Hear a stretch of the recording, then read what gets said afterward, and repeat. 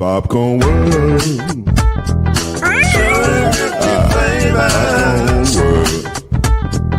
Popcorn World. Yeah.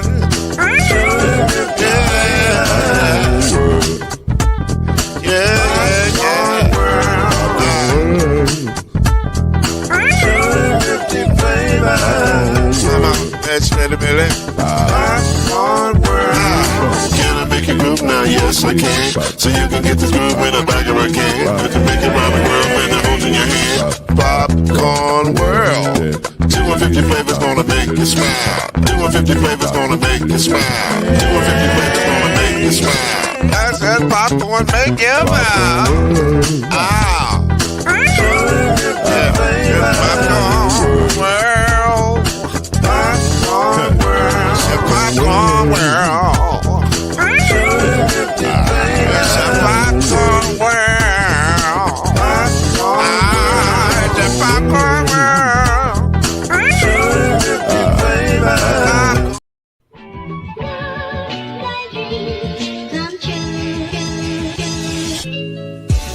Now it's time for Believe in the ACC with our starting lineup. From Florida State, number 17, Charlie Ward. From Morehead State University, number 50, Lloyd Stan. And from Murray State University, number 2, Kendrick Haskett. Get ready for the best sports show about the ACC in all the land. Believe in the ACC starts now.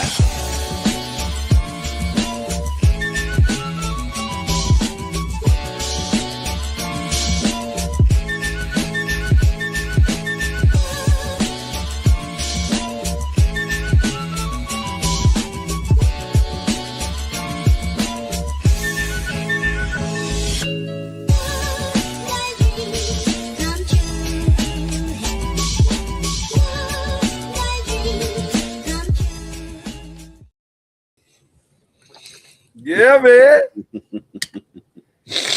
That's what you do. This is actually my birthday gift to myself. Is kicking it with my boy on the podcast that I love so much, Believe in the ACC. That's my gift to me. And it's my gift to you as well.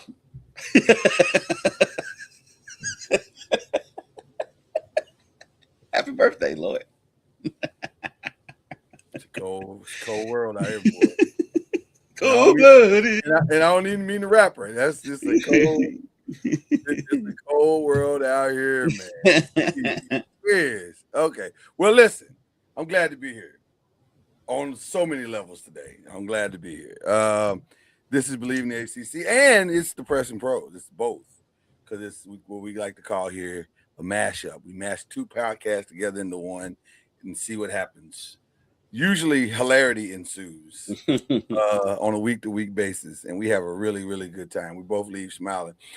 Let me be very clear, because I'm sure there's some people watching that don't live in the Louisville, Kentucky area that are completely confused as to why my brother Kendrick Haskins has a toy tiger shirt on right now. Like, what is happening? But if you know, you know. Toy tiger, legendary. And that's all we're going to say about that. That's all we can say about that. So shout out to the Toy Tiger. Shout out to the Tiger. Has left a lot of people satisfied and in great joy. There you go. Okay. I'm glad to be here with you guys today. It's going to be a fun show, as always. We got a lot of things to discuss.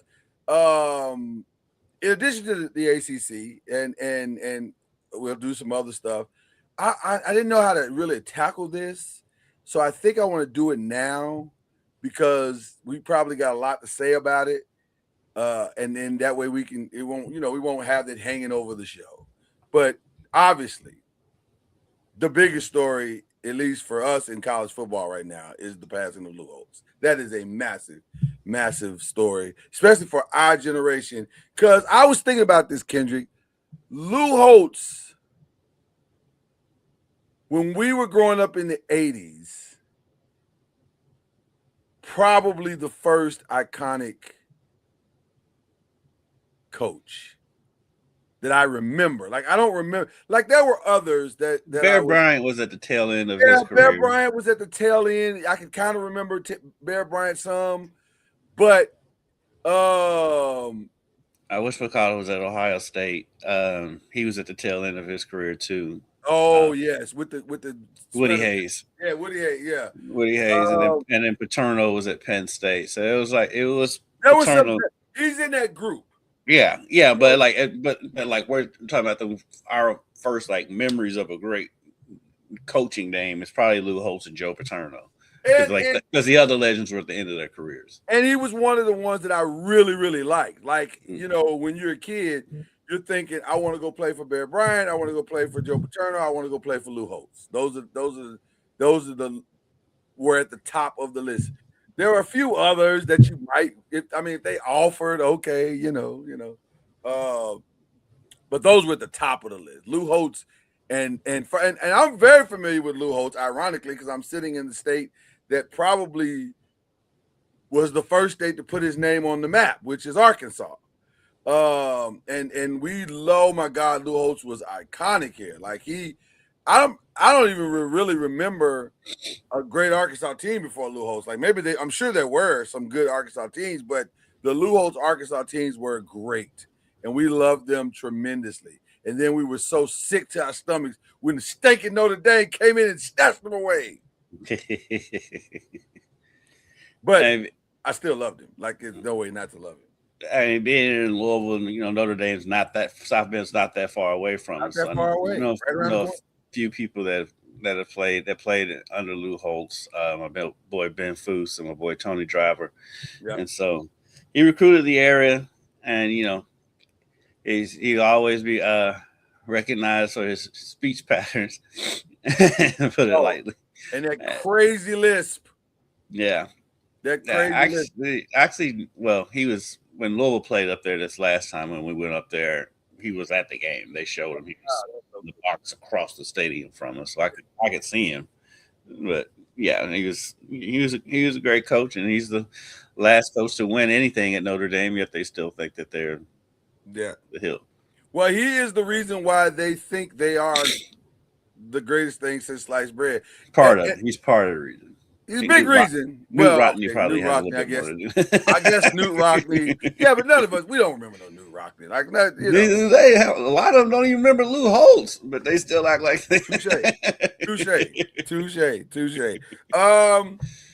It takes, and I've already got the button ready because I know it's going to happen once I say this. It takes my boy Rocket Ismail first of all, shout out to Rocket Ismail, who has a spot on Lou Holtz impersonation. Like, you got to hear it. It's. I was like, that's scary that you have that down so well. But yeah, it takes him to talk about those locker room moments and his motivational style and his coaching style.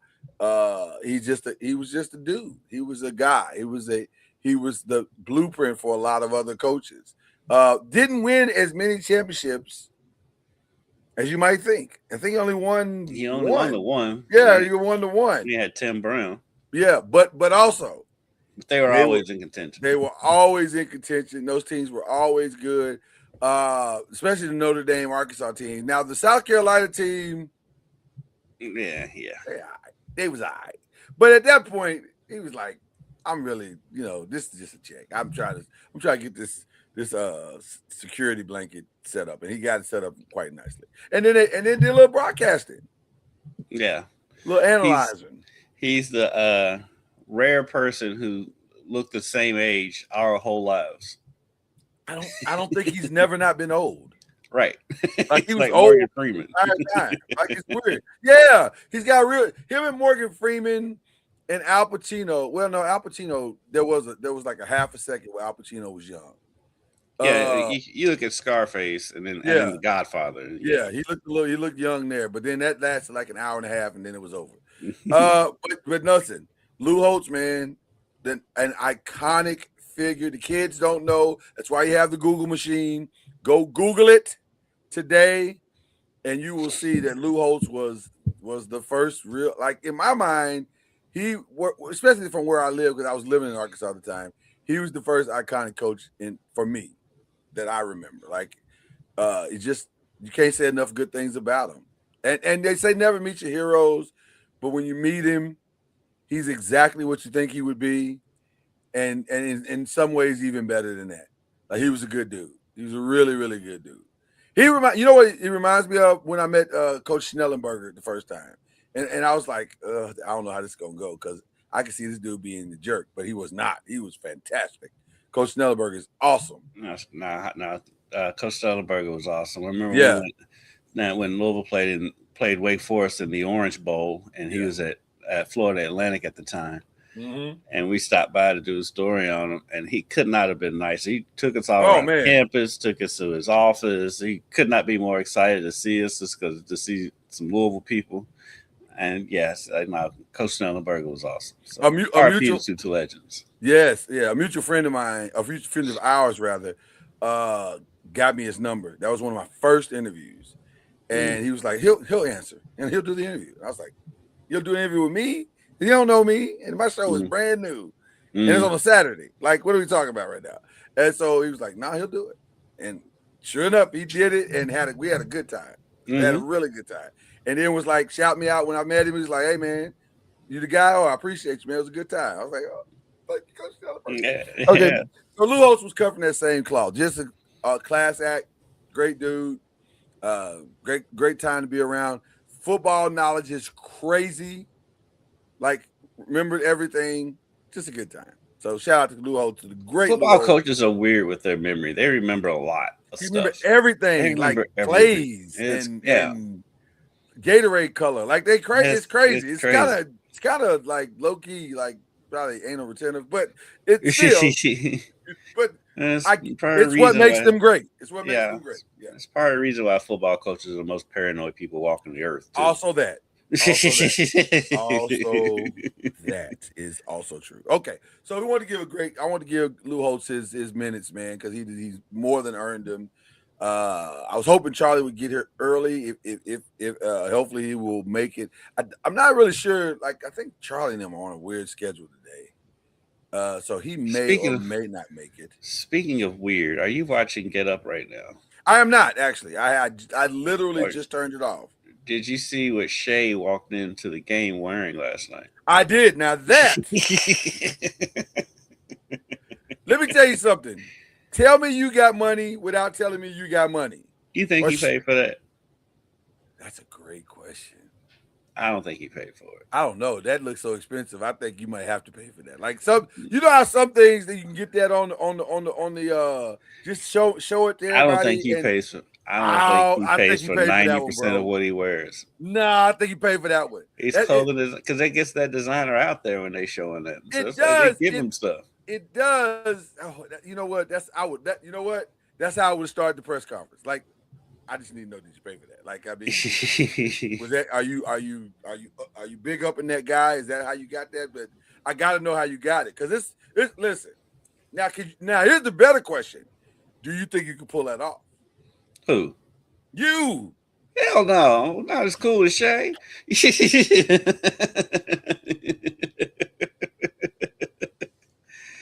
called Shay Water for a reason. Nah, you know what's wild about Shay? One of one.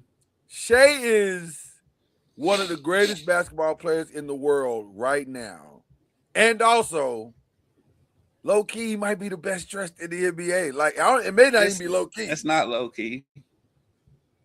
He just snatched that title away from everybody, didn't he? Because your boy was trying to get that title. Russell Westbrook stuff never hit for me, ever. He took chances. And Shay takes chances too. Shay takes chances, but he takes chances that other guys can go, "Oh, okay. Okay, I see you." Like, I've never seen a guy look at Shay's choices and go, "Nah, fam, I ain't doing that." Most of the time, like today was one. Well, last night. You think brothers wouldn't rock that? No, I think brothers is trying to rock that. They're not gonna rock it now because you can't wear it now. But no. You can't see Russell Westbrook would totally wear that. Yeah, he would. Kyle Kuzma, and I was Kyle saying Kuzma. Kyle Kuzma would wear it. I'm just talking about me and you. Well, we're aged out of that anyway. But like cats that age. There's a song that appropriately answers what you just said about whether or not I would wear it. And I believe, and I fancy myself a singer sometimes, but also, but it's like hell to the no, to the no. I can't wear none of that. Nor it's not even a confidence thing. I don't think I'd look very good in that. I think I'd look crazy in that. And I'd look crazy trying that. And we're also in our 50s. That's well. But listen, most pimps are in their 50s. True. Speaking of, before I know we're gonna get to this and the other stuff, but since I just brought up pimps, I have to say this now. This Cal State story is wild. Have you been keeping up with that? No. Oh my God. The coach of Cal State was just indicted for let's take Lou Holt's name off of that. I don't want Lou Holt associated with this. The coach of Cal State was indicted for being the head coach and also pimping and selling drugs throughout the program. And then on that note, we bring in Coach Charlie. What a time he could not have been. What a terrible time to bring in Charlie Ward. No, it was the best head time to bring in basketball coach who's a pimp. Who was that? There's the head coach of Cal State. I think his name is Kenny May. I think is his name. Cal State Bakersfield. Listen, Charlie, now I don't want to lie to the people. So y'all keep talking amongst yourself, but I'll get it the accurate. I was just gonna go with the coach of Cal State, but the fact that there's a bunch of Cal States, that's the problem. I know there's a ton of Cal States. The fact that he is supplementing the NIL with pimping is wild to me. Like that's crazy work. He's like, we got to make this. I'm thinking it's got to be a Cal State that's near the Bay Area. It's got to be because that sounds very Bay Area-ish. That does come off real. Put your stunner shades on, doesn't it? It does. It's giving E40 Ghost Ride the Whip. So what are we doing? We're trying to make the NIL the best way we can. Is what's happening. That's what's happening. You listen. Choices got to be made, Charlie. Some people think that's a good form of art. Kevin Mays. I'm sorry, Kevin Mays is the name of the head coach that has been arrested. What school? Cal State, Bakersfield. It is Bakersfield. Yes. Oh wow. You would never think that would happen in Bakersfield. I've heard nothing but positive things in Bakersfield, but apparently they got pimping, pandering, illegal weapons possession, and human trafficking. What are we doing? NIL, you know how hard it is to get the NIL money, Charlie. He's trying to figure it out. He's figuring it out. He's thinking outside the box, Charlie. What you see is crime. I see as creativity. Like I said, some people see that as creative form of art. I mean, listen. I would have done it.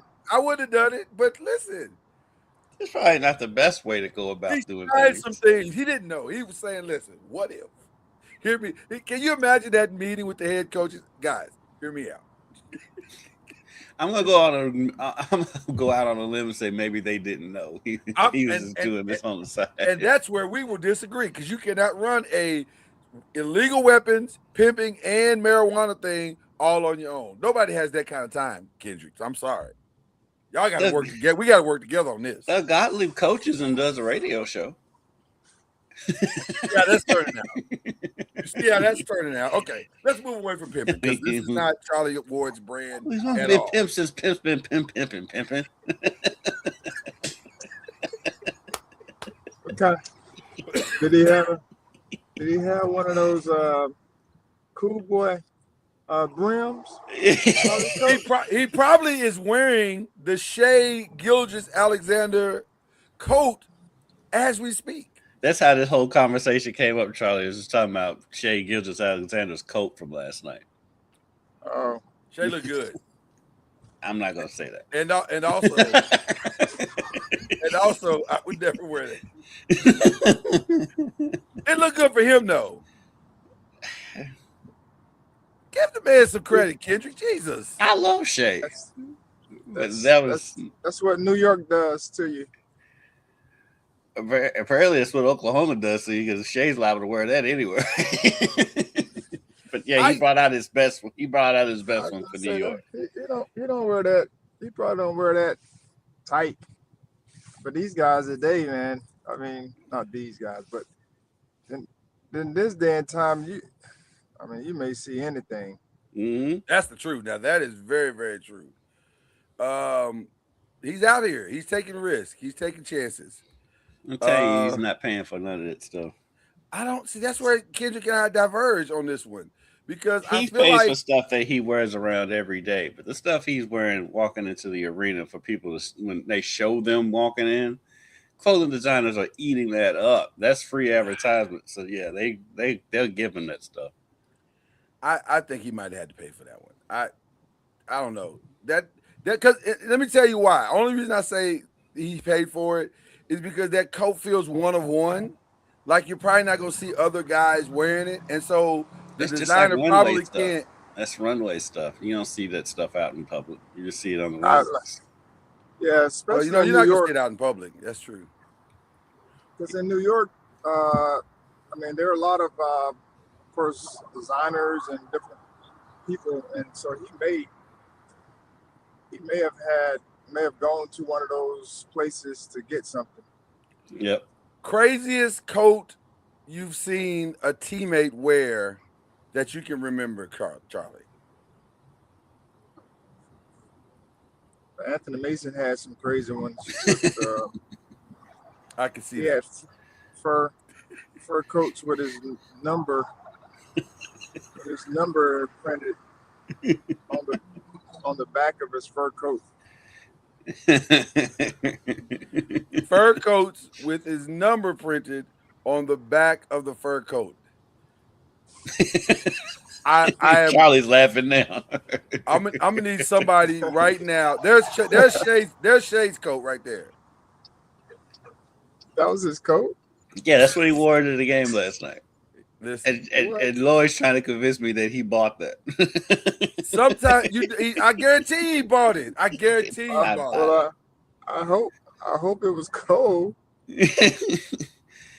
Are they still New going York. through It's the New winter York, freeze? so it's probably cold up there. But when you're only wearing it from the bus to the locker room, then it's probably not that bad anyway, because he didn't buy it. I'm trying to find this Anthony Mason coat right now, by the way. Terrence Williams, God bless his soul. He's still alive, but he's in prison. His freshman year, That's how we started the story. He's still alive, but he's in prison. Terrence Williams. That's the Terrence Williams story. No good thing can come out of this story when we're starting there. Well, no, it's just talking about fashion. Okay, let's keep going. His freshman year, U of L had some kind of weird tournament going on where they played the first game and then there was another game after it. And he comes out to watch the game with his white sports coat with his face airbrushed on the back of it. Okay, there it is. That was a team experience. Listen, it's all about the presentation and how you start the show. Like the walk to the locker room is the start of the show. So if you watch that ABA show, they talk about that because they talk about that. Yeah. Okay, so who wore it better, Anthony Mason or Shea? Let's see Anthony Mason's presentation right now. That's pretty good. I'm not gonna hold you. That's pretty good. It's very New York because he's got the coat, but also he's got the hoodie. So he's giving you a little bit of, he's giving you a little bit of Borough, but also a little Madison Square Garden. I like it. Charlie, are you feeling Anthony Mason? Now don't crash to see this picture, but I saw it. Okay. I was gonna say he saw it up close. firsthand. So you already know. Is this the one you remember?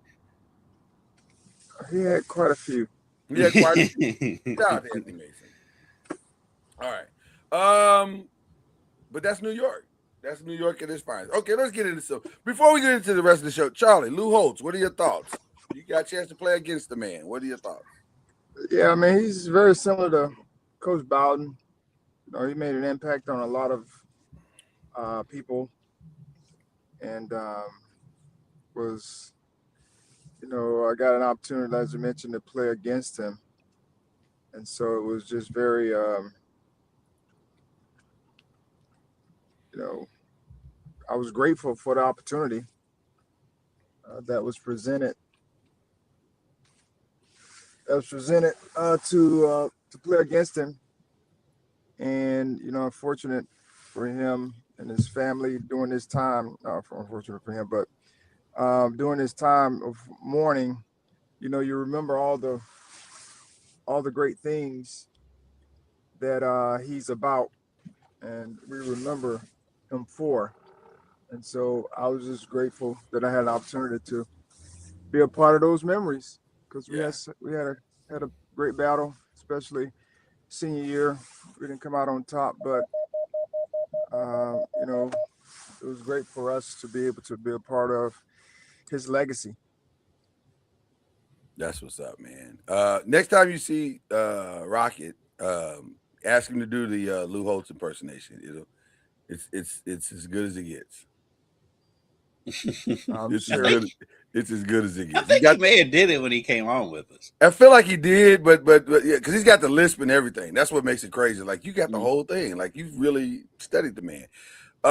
So there you go. Well, listen, rest in peace to a great coach, great man. And just like I said, an icon of the sport. We've definitely come. Lou Holtz could never pull off a Shea or Anthony Mason fur coat. I want to make Coach very swallow clear. Lou Holtz. could never pull that off. All right, let's get to the standings, man. Men's basketball, we got Duke still at number 1, Virginia number 13, and North Carolina at 17, which that could all change this weekend. You never know. That rivalry does some crazy things this weekend, though. If history remains it's the way that it has always remained, Duke will absolutely win this game this weekend.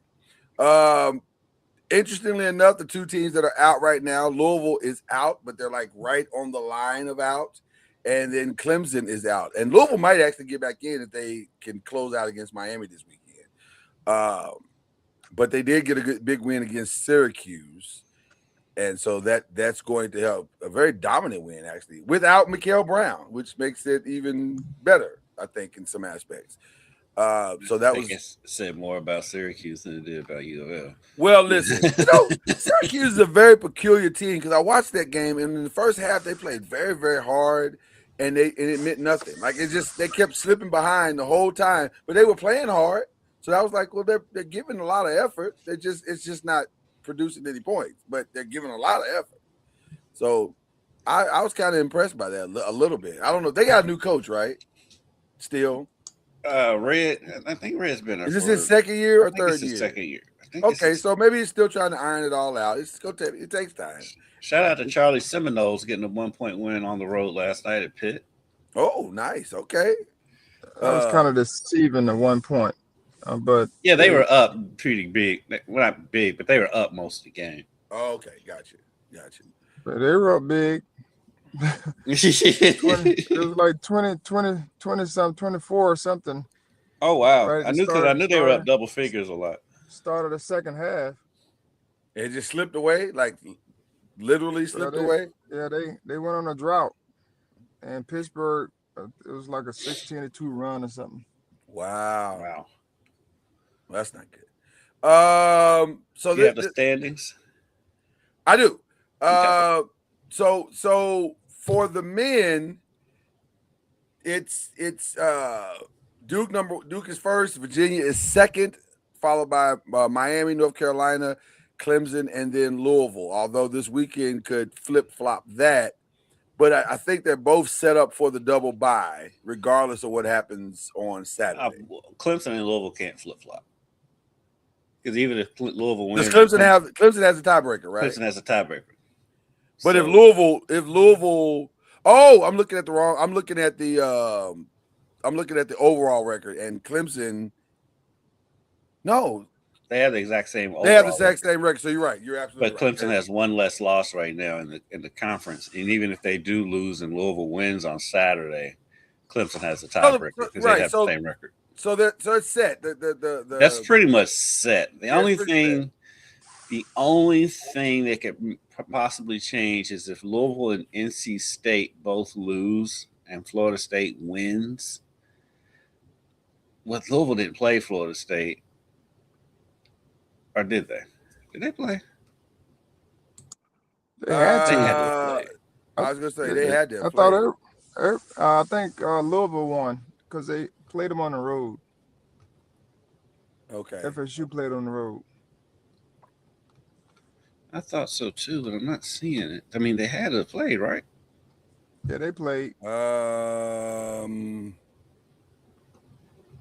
Did they? Because I don't see Look, them. You're I right. don't think they played. I don't think they played. That's crazy. Oh, they didn't? No.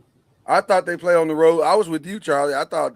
Yeah, I Florida thought they State played came- here too, but no, They did not play. That's They didn't wild. play. Why didn't they play? That might be the better question. Why didn't they play? I thought everybody was just playing everybody. That's usually how conferences work. Right, right. Everybody plays everybody. Like, why are we not? Wow, that's crazy. They did not play. Okay, so there you go. So I don't know. So the tiebreaker then becomes the overall record. Overall, which Louisville wins that. Yeah, So that's pretty much set. Because like I guess Cal and Florida State. Well, Did the they only play? thing that Louisville can do this weekend by playing Miami is pad their overall, which they need. They need to beat a ranked opponent. They don't have as many we beat ranked opponents wins as they probably need. Quad ones as they call them. Yeah, they need a quad 1A win. They That the only thing they could do on Saturday is improve their NCAA tournament seeding because their ACC tournament seeding is pretty much set. Yeah. Now, I'll ask you both. If either them or Clemson were to make a run in the NCAA tournament and somehow pull off upset wins, what would you seed a Clemson or a Louisville if they could make a significant run? What's their ceiling? You mean in the ACC tournament? No. Yeah, if they made a run in the ACC tournament, what would you think their ceiling would be in the NCAA tournament? 4, maybe 5? 4. Because if they were to win it, they most likely would have had to either beat Duke or Virginia. So right, safe. But they still, get up to a 4. They still wouldn't put them that high. Not a 4 or 5. So maybe the ceiling is a 6. More 5 or 6. Because remember when Georgia Tech ran off their deal and won the ACC, I think they were like a 5 or 6 seed still. Wow. That was Alvarado. I do believe. Do we still believe? I think there's a slight chance they could get up to a 4, but that's it. That's as high as it would go. But yeah, well, it'd be probably still be around the 5-6 range. It would depend on if they got and had to play a Duke or Virginia. They'd have to beat Duke, not even Virginia. They would have to beat Duke to get up to a 4 seed. Well, but here's where I'm going with it. If it's not even just beating them. Like if you barely beat them, it probably won't mean anything. But if you somehow beat them by 10, then the eye test says, okay, maybe they're better. Maybe they finally found their groove and they're worth, you know what I'm saying? They're worth a 4 seed or something like that. You got to make a statement. Well, that's definitely a hypothetical because for sure. Let's just fake it. Let's just face it. How many games has Duke lost this year? 2, sir. 2. and 1 in conference. And how many points did they lose by? The one in conference they lost by 3. And then they lost to Texas Tech by 1 1. a literal buzzer beater shot. Yeah. So my point is, unless they got some guys hurt, that's some of the big producers. They're not losing by 10 points, like to anybody. You're right. So we sit here hypothetical hoping, Hoping is because strong. because that's just not who they are. It's not. I was watching Arizona the other night. Arizona might be able to get them by 10. Maybe. But that's about it. Well, you know what's interesting about Duke? They have not lost a big game all season long, as far as like in big numbers. Like no game has been. I don't think they've lost any game by more than 3. It's Two games. It's 3-1. It's the That's what I'm saying. But at the same time, if I saw in the NCAA tournament that some team shot some otherworldly numbers, now they would have to shoot threes to do it, but it wouldn't like completely shock me. So I don't know. Their defense is very good. That's their calling card, if you ask me. They play solid defense. So that would be the only thing. Like the defensive collapse would be the shocking part. right. So, okay, let's get into the women. The women, into the women's side. The rankings for the women I just left to let it go. well, listen, I was, you know, and you hear it and you're like, I got to fix that. Women's basketball rankings, Louisville is number 12. Crazy to me that Louisville is 12 and the women and Duke are 13. I still don't understand that. And it's been like that for a couple weeks now. I don't know why women's basketball is being disrespected in this manner, but they are. I think Louisville women start today. Is that or is that tomorrow? No, they don't start till Friday. Is it all Friday? Okay, wow. So that double bye is something else. So and then of course Duke won by default the overall. But now let me say this: Hannah Hidalgo is playing some really good basketball right now. Because that game she played this past weekend against Louisville, she single-handedly beat them. Like you can say that sometimes, and it's like, no, it was a team game. No, when she went out of the game, Louisville was up by like 6 or 7. When she came back in the game, they won by 3. So it's also. I don't think Louisville scored another point after she and came then back scored in the game. another point after she came back in the game. It was crazy. So, but actually, you know what though? After the way that ended, it kind of helped Louisville. Kind of helped themselves because now they don't have to see her into the ACC championship game if she gets there because she's on the Duke side of the bracket. Right. So Louisville's path should be a little bit easier because they'll get the winner of Cal and Syracuse tomorrow. Yeah, they kind of dodged the bullet. What we're saying. All right, and then in the semifinal, they most likely get North Carolina, who they already beat at North Carolina. And so their path actually became a little bit easier because now Duke has to play either Virginia or Clemson, and then either NC State and most likely Notre Dame. So yeah, it actually helped them. It will be very, very interesting to see how this tournament is going to conclude. I don't normally watch the women's tournament until I'll really get into it probably Friday. Yeah. And then I go, okay, now that's what's happening. So although this year it's going to be a little difficult because my anniversary is tomorrow, so I don't know how I'm going to pull this off. I may be watching all these on tape delay. Shout out to tape delay, who hasn't been even discussed in years. Okay, Charlie, did you get a chance to see any of the First of all, let's not wait a minute. Hold on, I just saw the profile. Let's acknowledge the fact that Charlie is swagged out right now.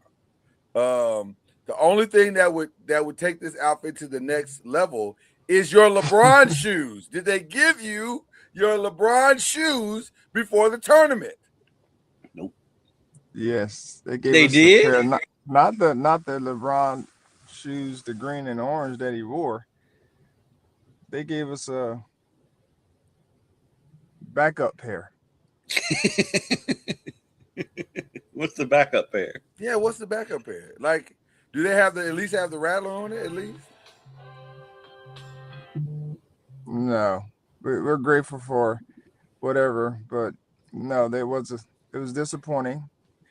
We didn't get the LeBron worn shoes, so maybe next year we'll be able to don those. But they gave us a backup pair, which I'm not trying to mess up your thing, Charlie. I don't want to. I don't want to mess up your thing, but this is skirting dangerously toward copyright infringement. Like, I don't understand how the Rattlers don't have the Rattler shoes. Like, I don't. It feels wrong. it feels. LeBron, it feels wrong. Is what I'm saying to you. It feels wrong that you're wearing the shoes of the very team that is the Rattlers. I don't understand how this is working, but okay. We have room. We have room for improvement. Is that what it is? Is that why you're not getting the shoes? This is all based on the record the of the judicious team? way of saying it. Yes. We definitely have room for improvement, and next year we'll be much better. So you're getting the shoes on the merit of your performance. That's okay. Well, I guess that's something. That's something. I don't know if it's that, but we'll have a better plan for next year. First year blues. Yeah. I'll just say this: you are a master. This is a master class of being able to handle the political side of of these things. I am impressed beyond measure. So we'll leave it at that because I don't want y'all to get in any trouble. I need him to get these shoes at some point. Let's get into the combine. Because the ACC had a good weekend at the combine. Ruben Bay, in my mind, still is the guy, though the kid from Texas Tech had a good day. And then also the other kid from Ohio State had a good day. Arvell, I think is his name. Yeah. Sonny Styles. Sonny Styles had a phenomenal day. Yeah. Yeah. Sonny Styles had a phenomenal day. I still say though, the tape don't lie. Like the tape doesn't lie though. Ruben is a guy. And I just Did they come up with some stuff talking about his arms are too short or something like that? Maybe to box with God, but not to play edge rusher. Like not to play edge rusher. He's perfectly built to play edge rusher. Maybe to box with God, I'd give you that, but he's gonna be fine. The narrative that it's interesting. We asked our guy, shout out to our guy from the 5 and a former scout for the Indianapolis coach, Byron Lusby. I asked him, I said, hey, what's the most important thing to a franchise like the one you served for 20 plus years? Is it the combine? Or do you even care? He said, I'll be honest with you. We've already got our draft board set. We're just looking to make sure that the interviews match up with what we saw on tape. And so he said the most important thing is that they interview extremely well, because that will make or break whether or not what most coaches aren't going to do is allow you to come in and disrupt their culture. And I was like, that makes a lot of sense. So now that might be just a Tony Dungy thing, which is who he served under, because some coaches are like talent over everything. So it just depends. I'm curious to know about our coach. Are you talent over everything, or are you also talent, but it's also got to match the culture? What, Harbaugh? No, Coach Junior. Oh. You already know that. Junior. I already know the answer to that. Yeah. I mean, it is definitely a holistic approach because you need it all. So how would you handle the kid from Kansas? Like, and to be perfectly honest, we really don't even know what that situation is. It's awkward. I'll tell you that. It's awkward because his coach doesn't do him any favors in press conferences. Kansas? Yeah. Darren Peterson? Peterson, yes. Mm-hmm. Oh. Well, I got to tell you, I mean, he wasn't on the Hoop Summit team for similar reasons. And could he have been on the Hoop Summit team last year? Of course. Right. Because he's one of the top players. Right. But the whole process, they went on the criteria, and it wasn't so much, him, but he and his team kind of pulled them out of that whole deal because they were looking for something that the USA, they're like, we're not going to be a part of that. We got pros that are coming to participate for the country, Right. and they're not looking for compensation or any of that kind of jazz. And so he got pulled from the USAB program. And I say I don't know if it's him or his team, whomever it be. They all go together, and he wasn't there. And now you hear all these rumblings about him not playing, and we don't really know. But if the coach is saying something or bringing it up, and he's hinted to it, there's some accuracy to that fact. And I would rather have a Carlos Boozer or AJ on my team because of their attitude, makeup, people around them. They're what they're all about. I mean, those jokers showing up every single day, and they're Working playing hard. every single day. Yeah. And I'm sure they have injuries. They have all the stuff that everybody else has. And, you don't hear their coach coming out saying certain things about them. Yeah. And so it depends on the person. And, you have some of those guys that are like that and they feel that way, and their group around them feels a certain way, load management and all that. Man, have you seen AJ? I mean, we haven't seen AJ miss a game. I don't know if he I missed don't a think game. he's missed the I don't game think at he's all. missed. I don't think him or Cameron has missed a game. Like them dudes just enjoy playing basketball. Yeah. They're getting paid well for what they're doing, but even if they weren't, I believe they'll just They go to the park. just show, Yeah. they'll just show up and play. Yeah. And those are the type of guys, character-wise, you want on your team. Talented and willing to do whatever it takes to win, and not worrying about all the other stuff. Yeah. Outside. And those things I guarantee those things will take care of themselves later on.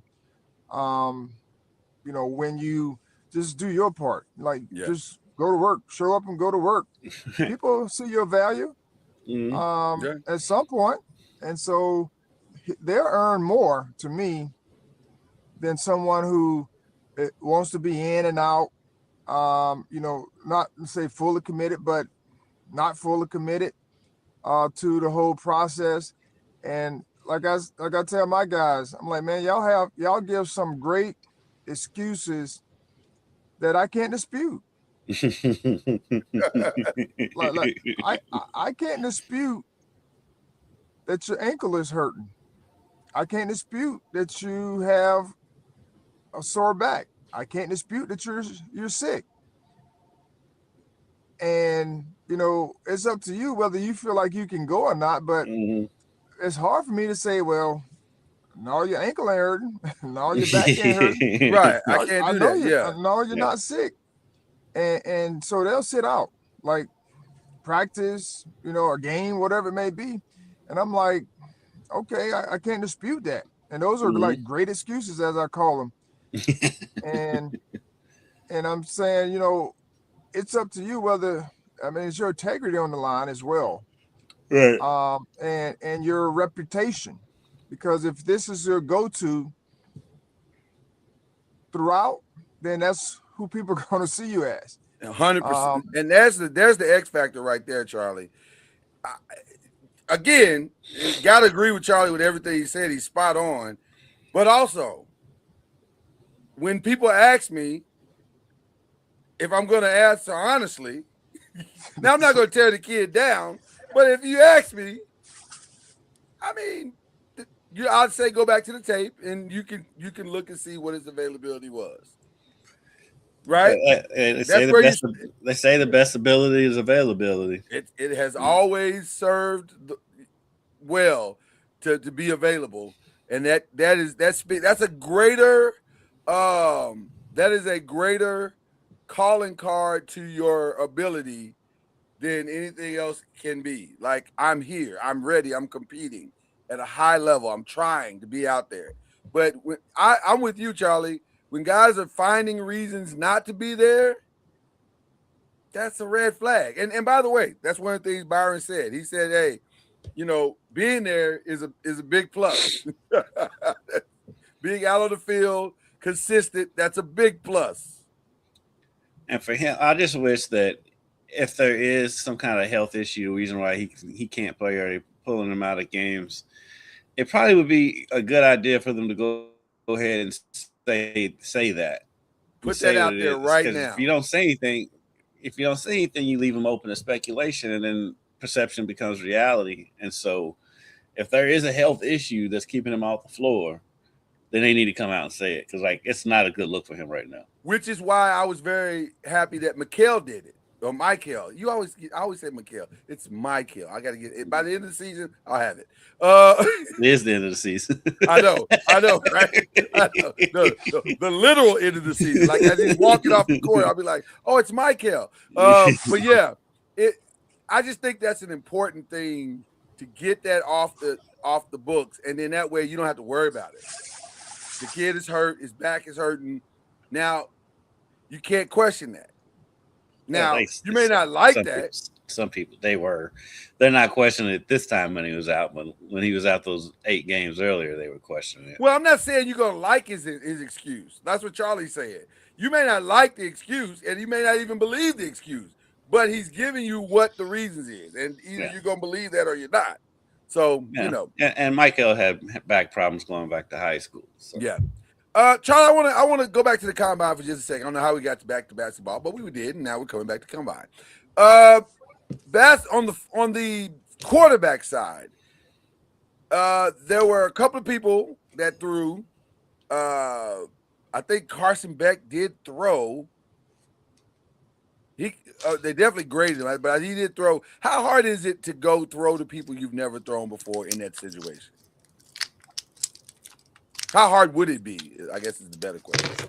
Yeah, I don't have any not very minimal experience with it. But I'm sure it's tough, because if you're a certain type of quarterback where you're needing to anticipate throws, it does help to know when the guy may be coming out of his break. Or judging the speed of the receiver on deep throws, but that also goes back to, if you can do that, it shows that you have a good rhythm, you have a good understanding of touch.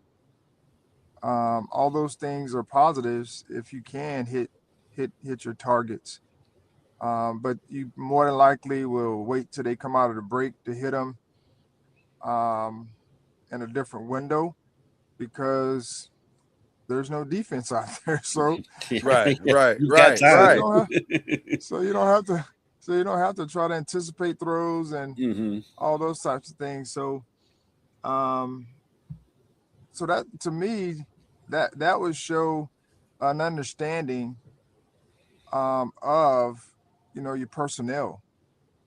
If you're trying to evaluate a quarterback, and of course you need to hit your targets and all that, but if you're throwing to someone that you hadn't thrown to and you don't have a good rhythm, you need to be able to hit your target, but also understand who you're throwing the ball to as well. I mean, all that plays a big part. I think a big part in the evaluation. Yeah. Garrett Nussmeier had an interesting day. So did like I said, Carson Beck. Taylor Green, of all the peoples, may have walked away from this with the highest and best situation, because he ran like a 4.36, which everybody knew Taylor Green was fast. But also Taylor Green's situation may be just that he wasn't on a great team. Like, he didn't have a lot of help at Arkansas. So that might be the reason why he may walk away from this in a good situation. But wasn't he at Boise? I think he was at Boise at first. Yeah.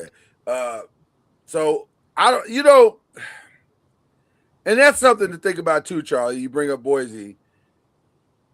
I don't love that you keep walking away from situations like that, but also I understand why you walked away from situations. Like, you understand what I'm saying? Like, it's a times weird, we living in now, though. yeah, it's a weird situation. Because it worked out for Fernando. Mm-hmm. But Sometimes you need to Fernando walk away. graduated. And he went to Cal Yeah, to go to Indiana.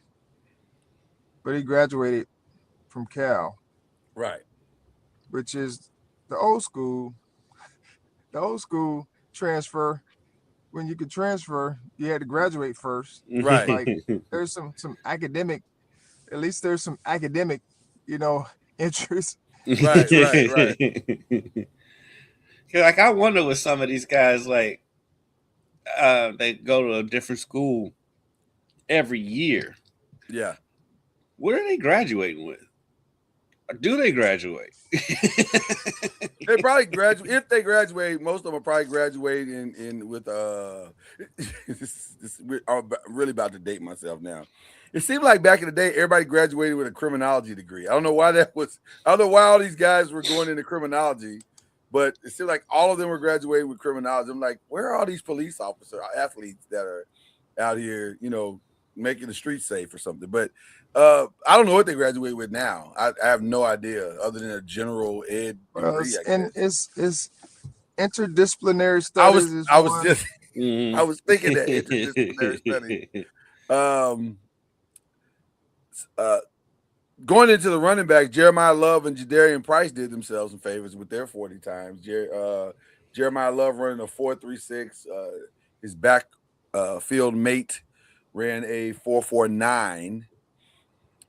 But I don't think Jeremiah Love did anything to improve or hurt himself. Like, you knew Jeremiah Love was the top running back going into this combine, and nothing changed that.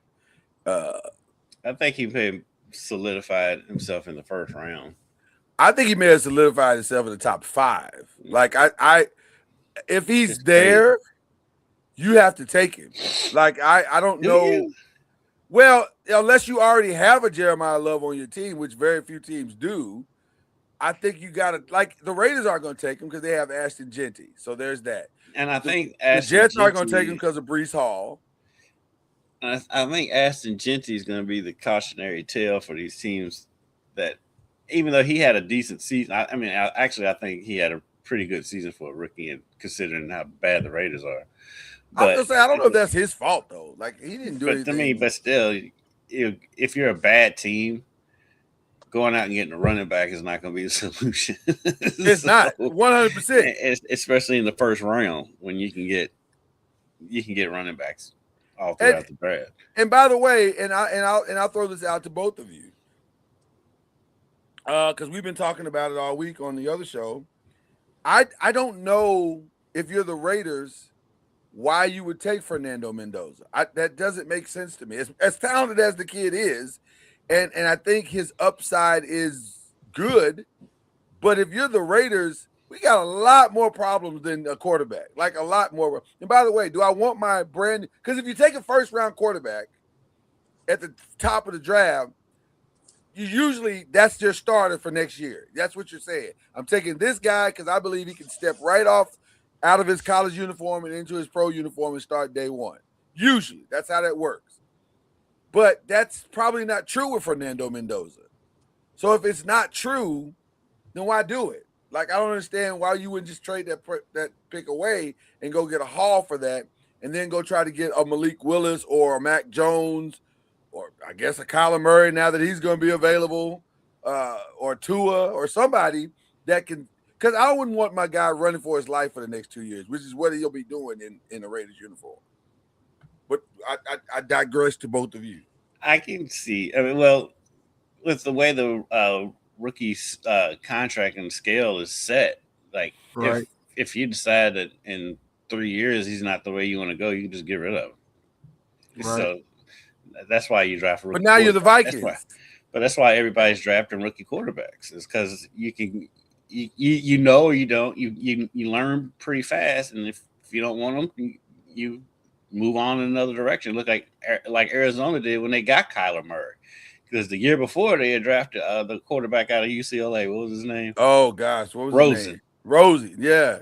And so Kyle Rosen, is that his name? Yeah, Is his name Kyle Rosen? I Or think something so. like And so they decided, and it doesn't hurt as much now to get up off of a young quarterback now as it used to. So that's why they get the younger quarterbacks. It doesn't hurt your salary cap, right? But it does hurt. Like, no, that's what I mean. It's Minnesota like looks you crazy can move right on. now. It's easier to move on. Well, Minnesota looks crazy because they got rid of a quarterback. A 15-game winner. Yeah. And they're ready. It looks like they're ready to walk away from JJ McCarthy. If the rumors are true, they're going to walk away from this kid after 2 years.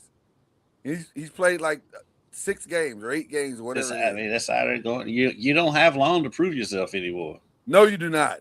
Which is crazy, by the way, because usually as a rookie quarterback, that's not how it works. You don't come in year one and you're the best thing since sliced bread. That's not how it works. And even if you are good, it's usually flashes. It's not like you're tearing the league up kind of thing. So the fact that tearing the lead up is now the standard is crazy to me. Because like Mahomes is the last good quarterback I can remember that sat his rookie season.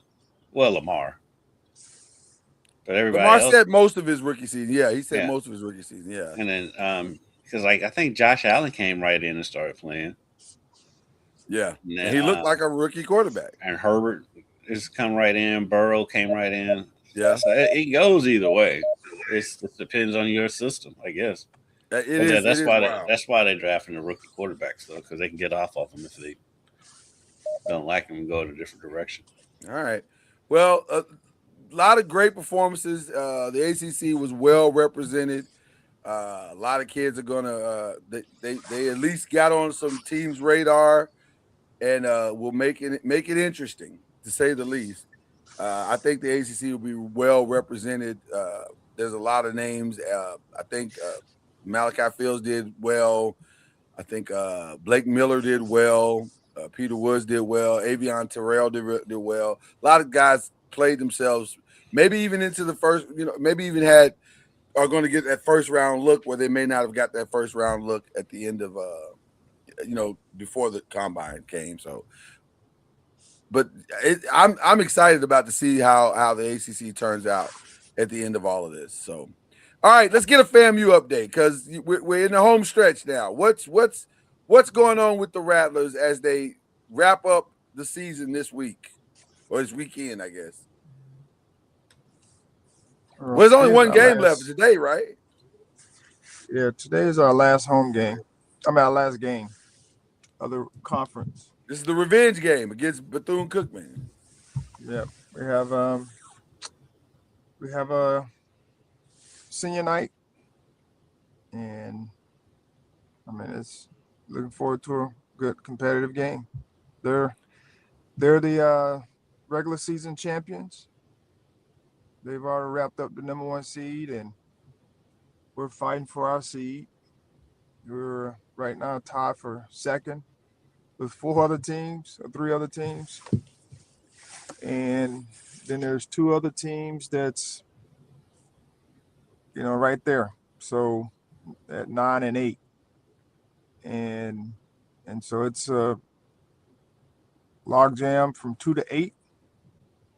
And today will determine the seeding. So we're trying to keep our name in the hat for the number 2, 3 seed with the win.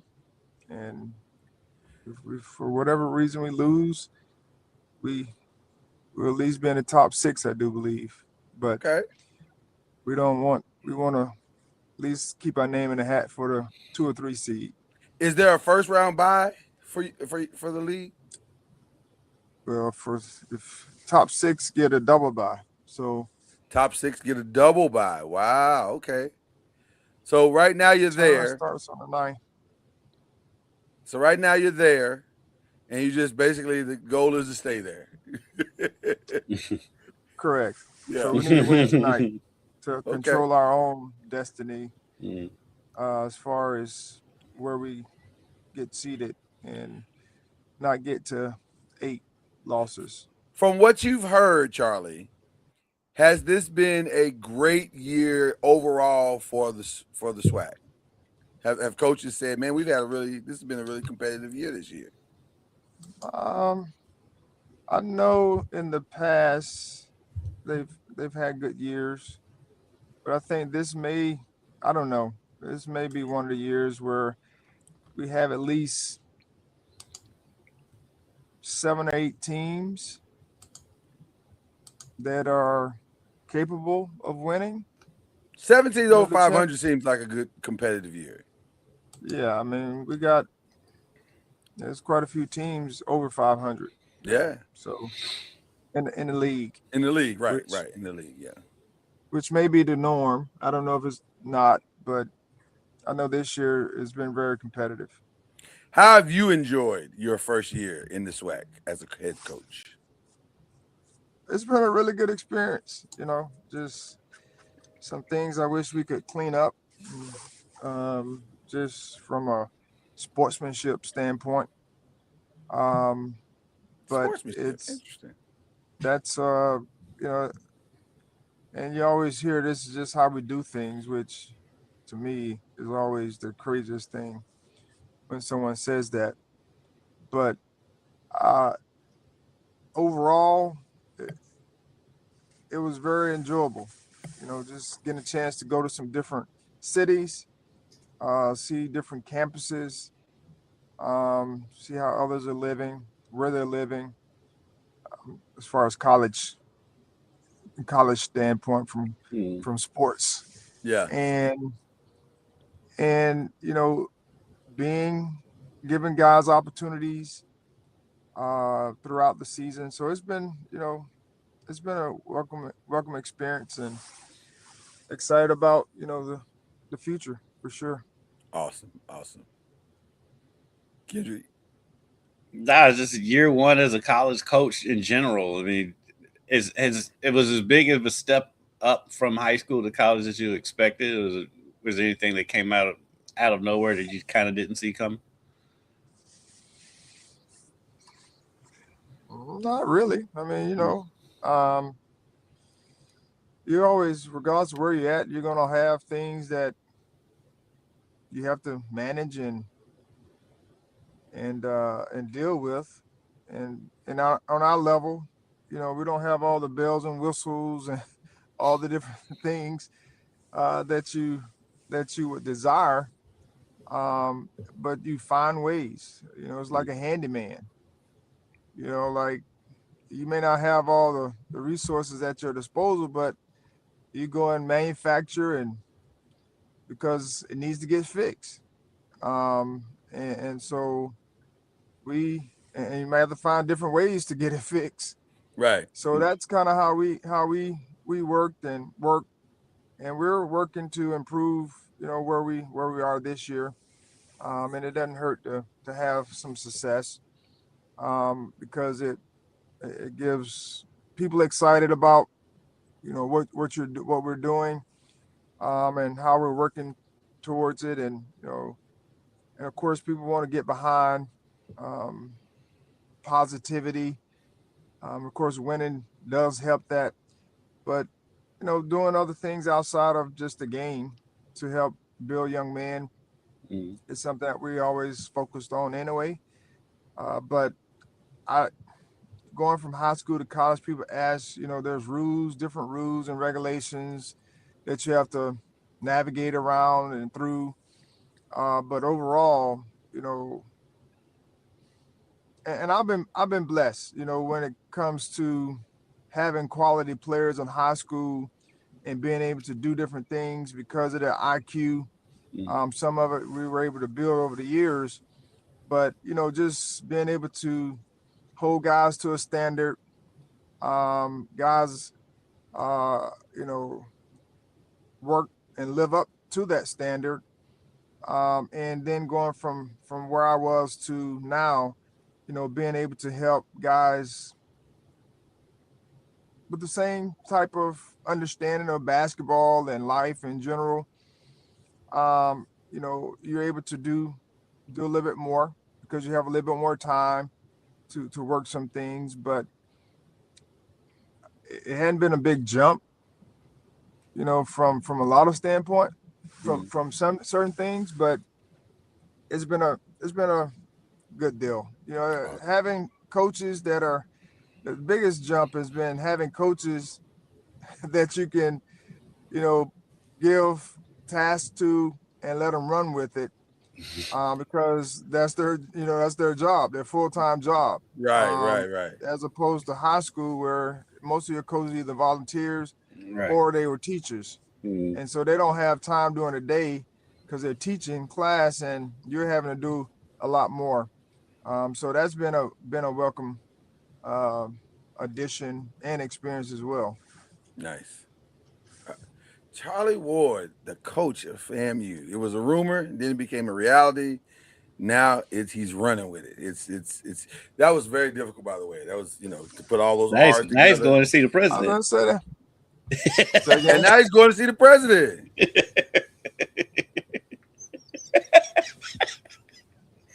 Which president? of the You know, United States of America. Yes, that is another, like I said, like Hamilton talking about being in the room. Yeah. That's I'm looking forward to being in the room with all of those, which is crazy, by the way. Um,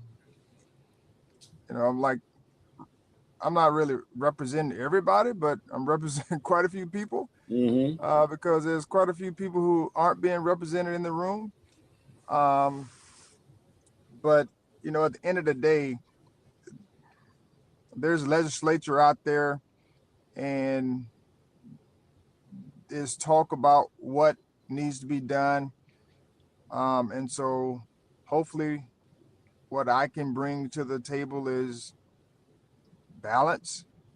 And what I mean by balance is, I think there has to be a happy median between the institutions, um, and the student athletes. Yeah. And when we start talking about NIL, also when we start talking about agents, being registered agents, bringing some structure to the whole system. It's not trying to erase the system or what's going on, but it's just trying to bring some structure where you got to have some consequences or some things you got to think about. It just can't be, oh, I just want to move. Let me move. I'm, I'm right. be okay. And what I mean by balance is it's not just for the student athlete, it's for the administration as well. Yeah. And y'all have heard me talk about it time and time again. You know, let's bring some structure to, you know, finishing. Like let's have some character building type things where there's commitment, where we're talking about finishing a season. I mean, we got people leaving in the middle of the year. We got people getting hmm fired in the middle of the year. Yeah. Okay, if you want to do that, let's have some kind of consequence for that. And if you want to do it, okay, these are the things that you know on the back end. If I fire somebody or I leave in the middle of the year, I I can't go anywhere else Right. and just pick up and go. You know, and not saying that's everybody would say, well, you can do that on a job. You can pick up and go to another job. Well, in some cases, some people can't do that. I mean, I they, can't they do may that. leave right. They may leave a job, but they can't find another job. hmm I I, mean, You know, we've got no compete. So, like, if I got tired of working at my TV station, I can't go work at another TV station in town for a year. that So, I'd like to say that that's a these are good. common sense solutions, but they're not. So what you're really talking about is, can we bring some common or create some common sense solutions to these problems that we're having in college sports that make sense and bring about fair play and fairness for all people involved, which I understand that's hard because we live in a capitalist society and that's just how it is. Like people want to win above all and at all costs. So that makes it hard. So, but there's And surely some things we can do.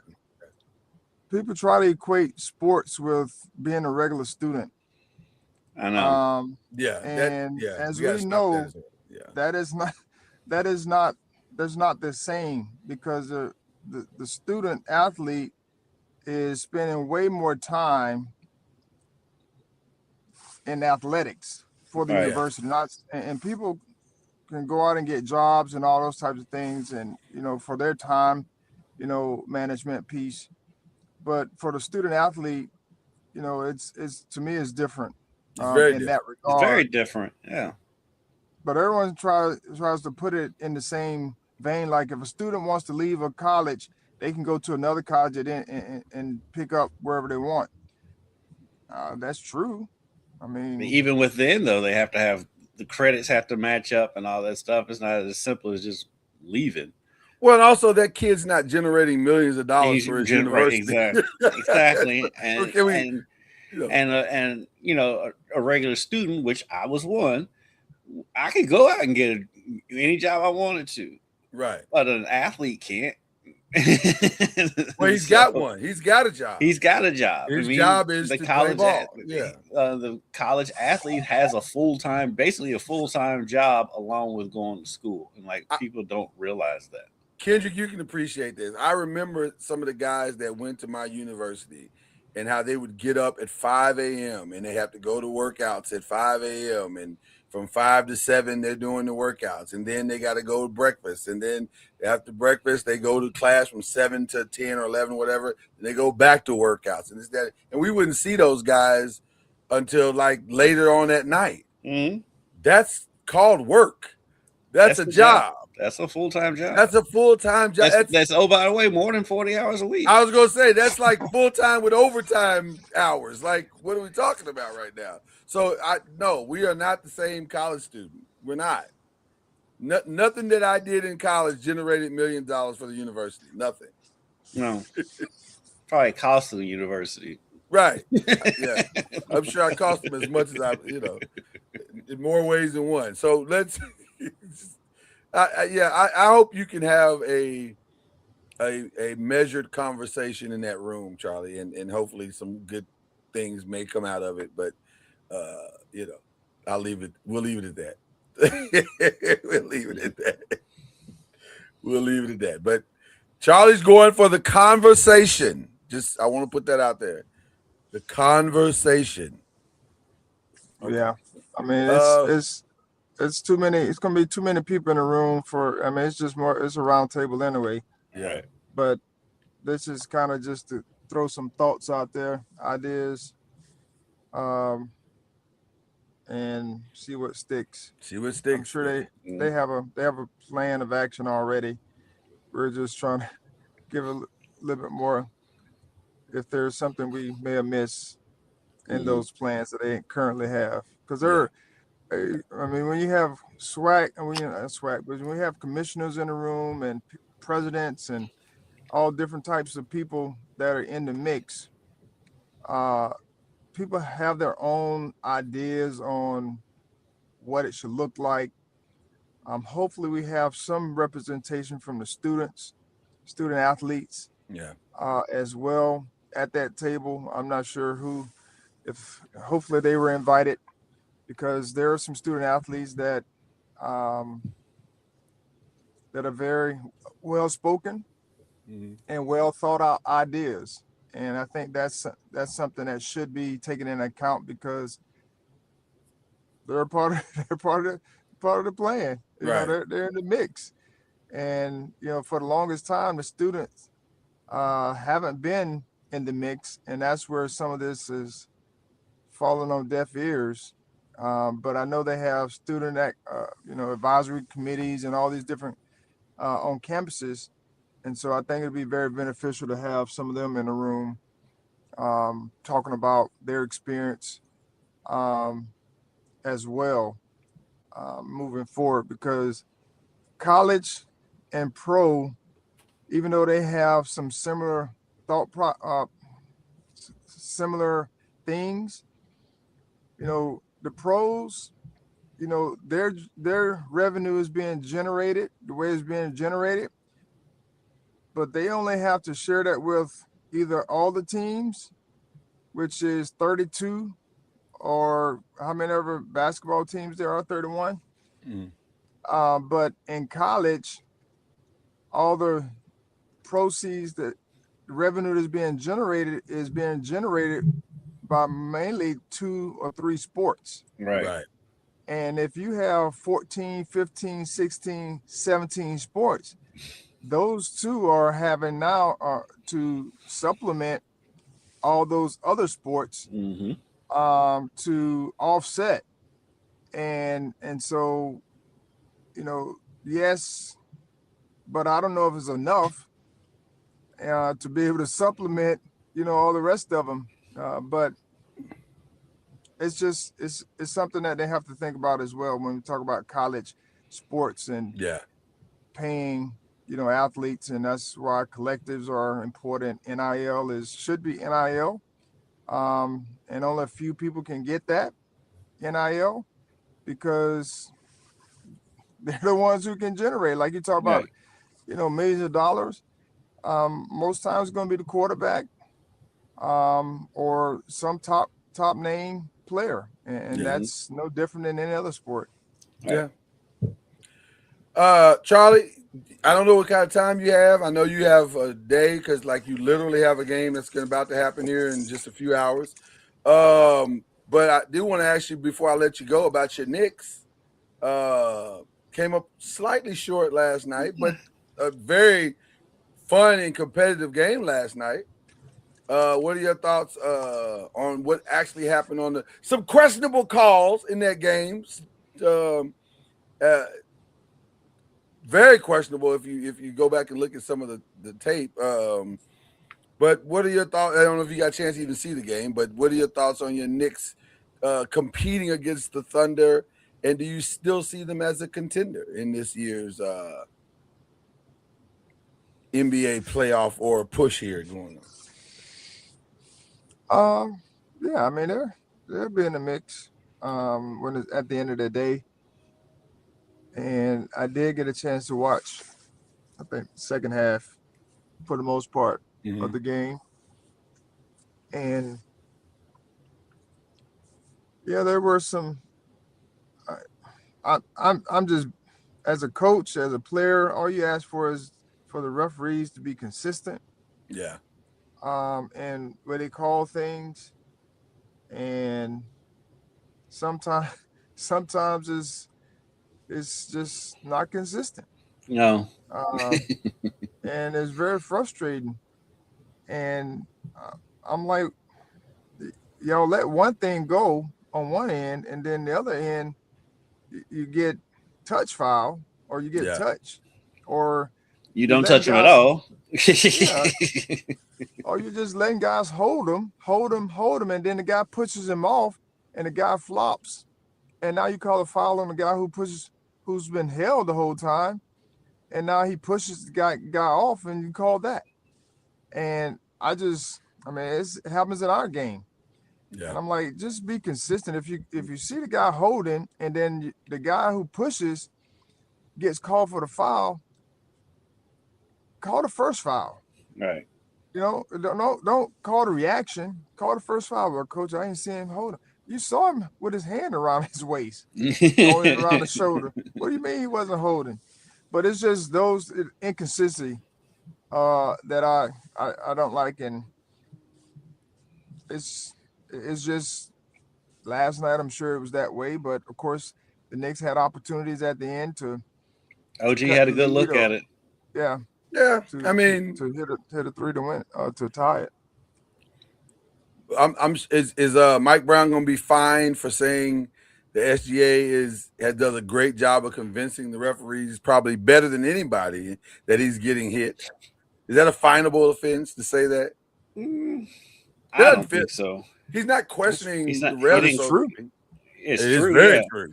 and It's he's very not. true. And he didn't like you said. He didn't question the refs. He didn't really go at the refs. He's actually said it was true, and he was talking about Shea. So I don't think he'll get fined for that. He shouldn't. But there are guys that I'm like, man, yeah, he doesn't need help. Right. He doesn't. Like, why are y'all giving him help? Like, he doesn't need it. That him was play literally through. the thought I had, Charlie. Like, it's hard enough to beat the Thunder under just regular circumstances. Why are we adding the aspect of they also get calls when they need them? That just seems now you're just giving them like a head start of unnecessary proportions. Like we don't need this. Right. Yeah, that's what I always tell them. Like in our league, we have certain guys where they're consistently at the line, and I'm like, one that sometimes they're creating contact, and secondly, I'm like, they don't need help. Like, but if someone else is fighting through those that contact, you just let them play through. Right. Right. Yeah, this now interestingly enough, also last night, just to kind of throw in something that happened. Alex Caruso and Isaiah Hardenstein left with injuries last night. Now we have not heard to what extent these injuries are, how long. I saw Caruso when he went down. He took a pretty hard fall. He limped to the locker room. That was interesting. And then Hardenstein left because of a calf injury. And we know when folks start having calf injuries, that's, they usually sit them out for considerable amounts of time. Now, the good part about OKC is that they can sit their guys for considerable amounts of time because they have deep, deep benches.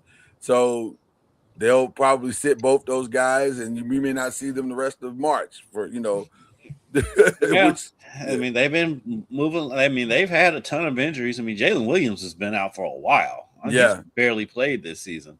Yeah. And then Shea just came back, and they've had people in and out of the lineup. So if there's any team that can adjust, it's that one. Speaking of teams adjusting, I'd love to get Charlie's take on this. All signs, as of right now, are pointing to, and I guess this is why you do a documentary about your injury, and then you put it on a streaming platform. But all signs are pointing to Jason Tatum playing this season. Like that, I guess they're looking for a big ending for this documentary, and I guess him playing is the ending of the documentary. Would you do that if you were running the Boston Celtics? Would you play Jason Tatum, bring him back to the number 2 team in the conference right now with a Jaylen Brown who's playing MVP level basketball? I probably just took my own head in there. I mean, I wouldn't.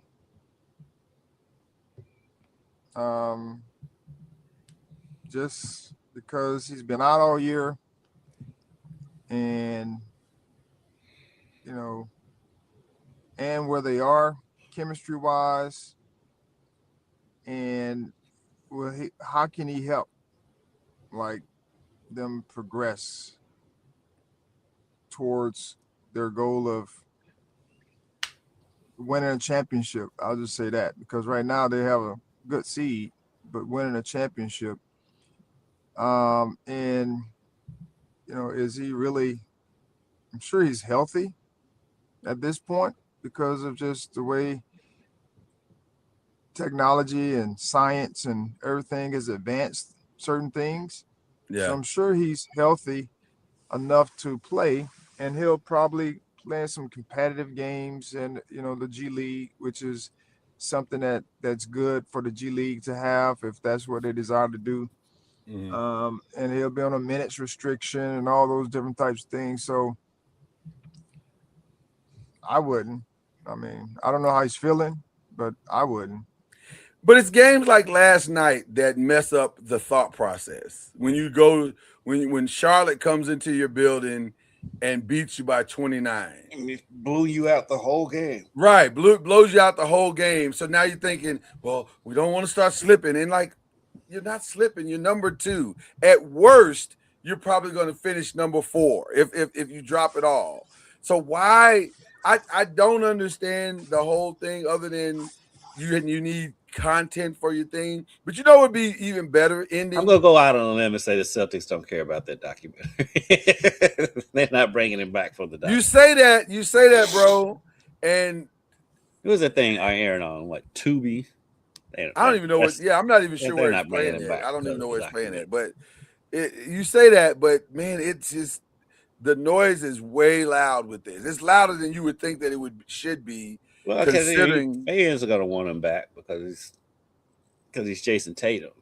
But I'm with Charlie. I personally, we've been talking about it for a couple of weeks. I'm like, I just punt on the season. Just do what you can do with the roster that you have this season and bring him back fully. Because I'm thinking more about his long-term health. Yes.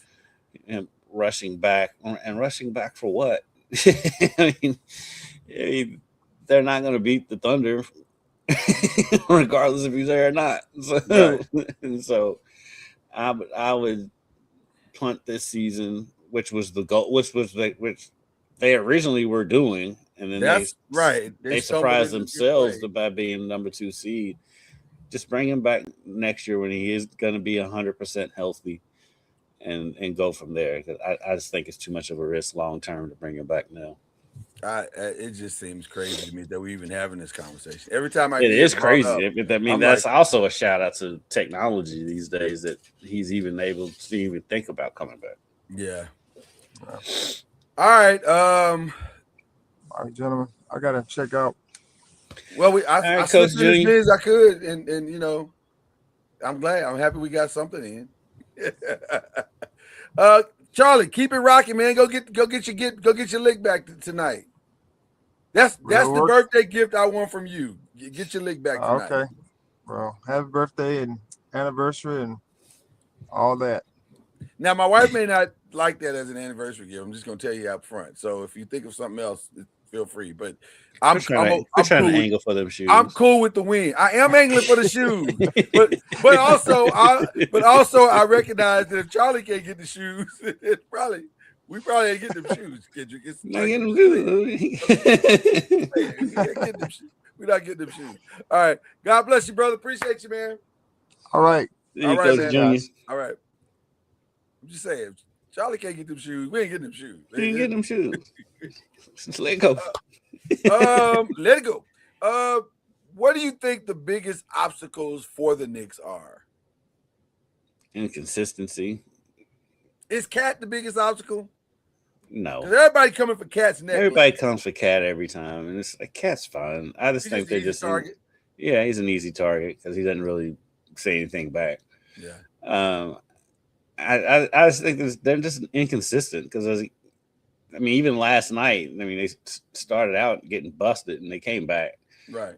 And they do that at home. They've got the best home court advantage in the league. I love watching Knicks games when they're in Madison Square Garden. Yeah, Madison Square Garden is great. That's just great TV. But they're just inconsistent, and so I still think they're the best team in the East. It's going to be interesting to see what Cleveland does, but I think the Knicks are the best team in the East, and so last night may have been the best team in the East. Last night may have been a preview of the finals, but I can't see the Knicks beating the Thunder in a 7-game series. It's hard for me to see anybody at this point beating the Thunder. Right. Like they're so consistent. You got to beat them. First of all, you got to beat them. Like they're not going to beat themselves. They're not going to make a ton of mistakes. Then if you're counting on that as your blueprint to beat them, then you might as well give up now because they're not doing that. They are how can you? Because like last night with Holmgren, he goes off. He hit like 6 threes in the first half or something like that last night. Something like that, yeah. Some crazy number like that. He was he had 28 points on 6 of 11 threes. This is a dude that's 7 foot, 2, 3? Something like that. Talk about stretching the defense. And then I'm saying Hartenstein, he got hurt. He only played 17 minutes, so he didn't score. But it doesn't matter. It just doesn't matter with them because they bring in Jalen Williams, who's a totally different player, but he still comes and contributes. He still had 8 and 5 last night, and so they just play well together. And you're down 25 the moment you step on the court against because you can book Shai Gilgeous-Alexander at 25, regardless of where it comes in the game. He's getting 25. Yeah. So then that's where you're starting. It just makes it so hard because it's an uphill battle, and it feels like an uphill battle every time you play the Thunder because you're putting pressure on them. They're not going away. They're consistent. They're going. I mean, a friendly whistle. They get a friendly whistle, a friendly neighborhood whistle. It's just hard, man. It's just a hard team to beat. It really is. It's a hard team to beat. So anyway. Detroit, what's their biggest obstacle? I think youth. Just not having been there before. I think they could be a team like they could benefit from bringing in a vet. That's not a vet that's only going to score like maybe 10, 12 points a night, whatever.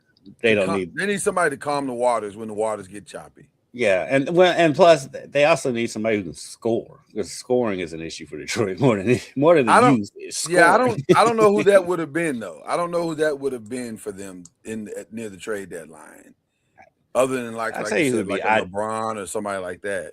Who would be ideal for them, but he just can't stay healthy is Paul George. Paul George would be perfect. Oh my God, he'd be a perfect Piston. No, but he just can't stay healthy. He can't stay healthy. Or Embiid. Embiid wouldn't be bad next to Duren, but again, can't stay healthy. Nope. And then what do you want to give up to get Embiid? Like, or do you want to give up anything to get Embiid? Like that seems. He's like the biggest conundrum in the league. Like, what do you do with like? I don't even know. Like, if the Sixers, what you do with him? I don't know what you do with them, but you need to do something.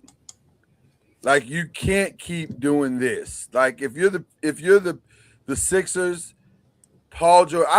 The fact that maybe they did try and they just never got out because I never heard anybody saying that they were doing anything with Embiid or George at the trade deadline. I didn't hear any rumors about them at all. But at the same time, boy, you got to do something. You can't keep going on like this. This is a divorce that has to happen. It's because like the fear is that, and I understand the fear if you're Philadelphia. For one, you built the whole process thing. He's the last ember of that. And so you wasted what 10 years with this, a whole decade of basketball. So it's hard to let it go. And then like when he plays, he's still one of the best players in the league, and so it's hard to let him go. But at the same time, it's like he's the best player in the league that's not playing. And you need to and you got to do something to change the culture because it's now it's Maxey, Edgecombe, it's their team.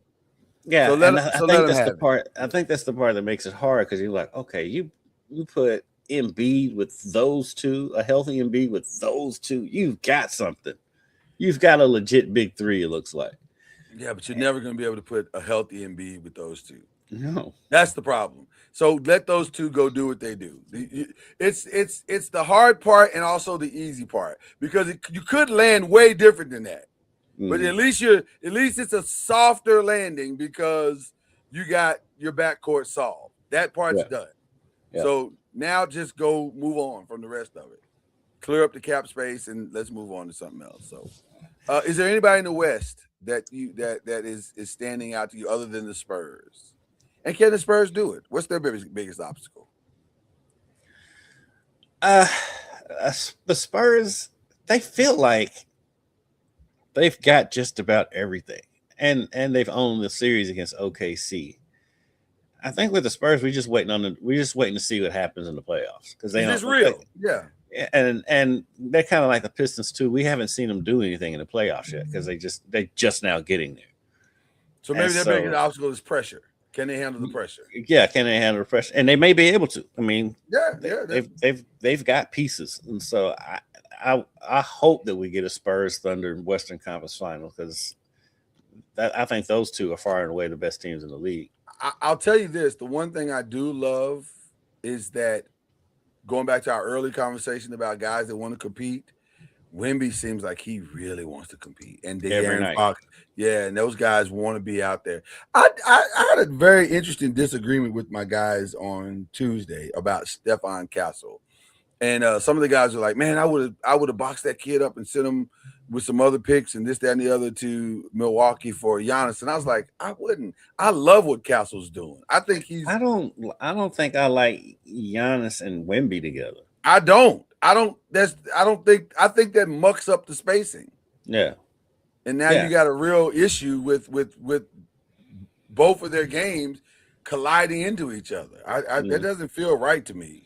Because essentially, if you have Giannis, you're essentially just making Wemby him the 4, and basically just have him standing out there shooting jump shots.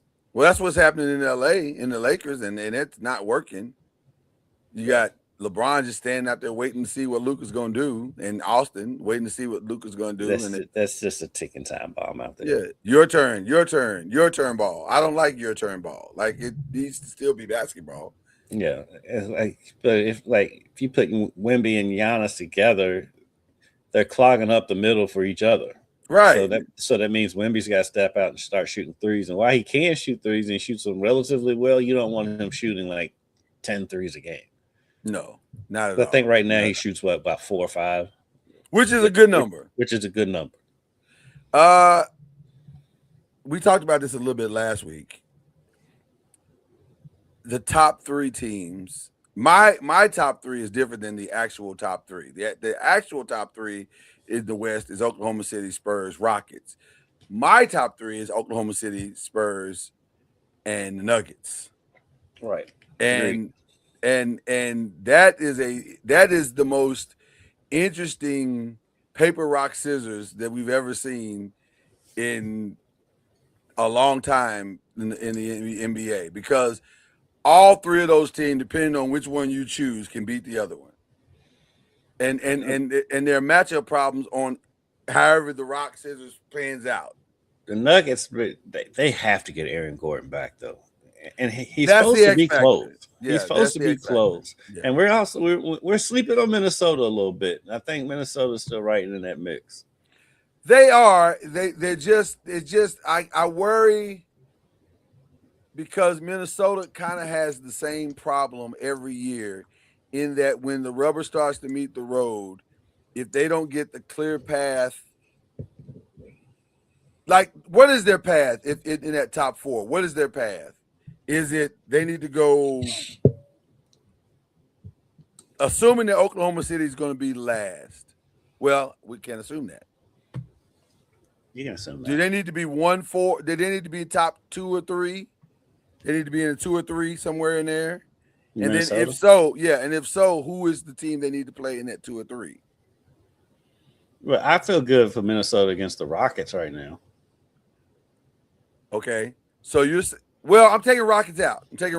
I'm saying if Minnesota is the 4th team, however we're assuming Oklahoma City's number 1. That's what I'm saying. Now 2, 3, 4 could fall any way you want. For Minnesota to get to the Western Conference Finals and beyond, well, not beyond. Let's just say to get to the Western Conference Finals, do they need to be 4? They need to be in take Oklahoma out. They need to be in 2-3. Okay. I think so, yeah.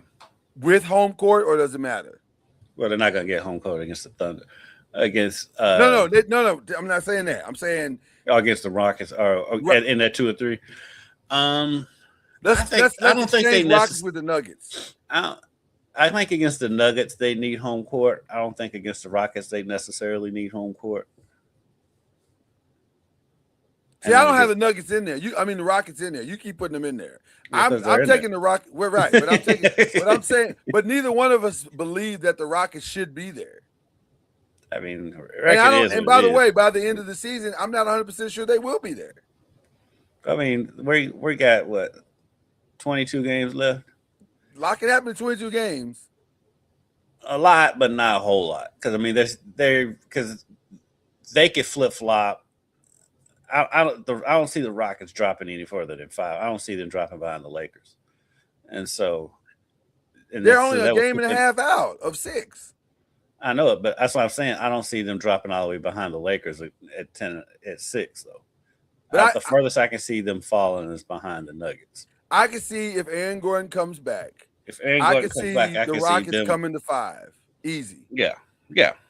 That's what I'm saying. I don't have. That's what I'm saying. I don't see them. I just don't see them falling below the Lakers. I think they're gonna stay right in that 3, 4, 5. Well, no, I think the top 6 is gonna be the top 6. If I'm being honest, I don't think anybody in the top 6 is gonna change. This is one of those years where I think the top 6 is probably set, and the bottom 4 are probably set. Other than maybe Golden State, Clippers flip flopping because Steph never returns. And by the way, not even sure I would return Steph at this point. Like what for what? So that you could fight your way out of the play in and get bludgeoned by the Thunder.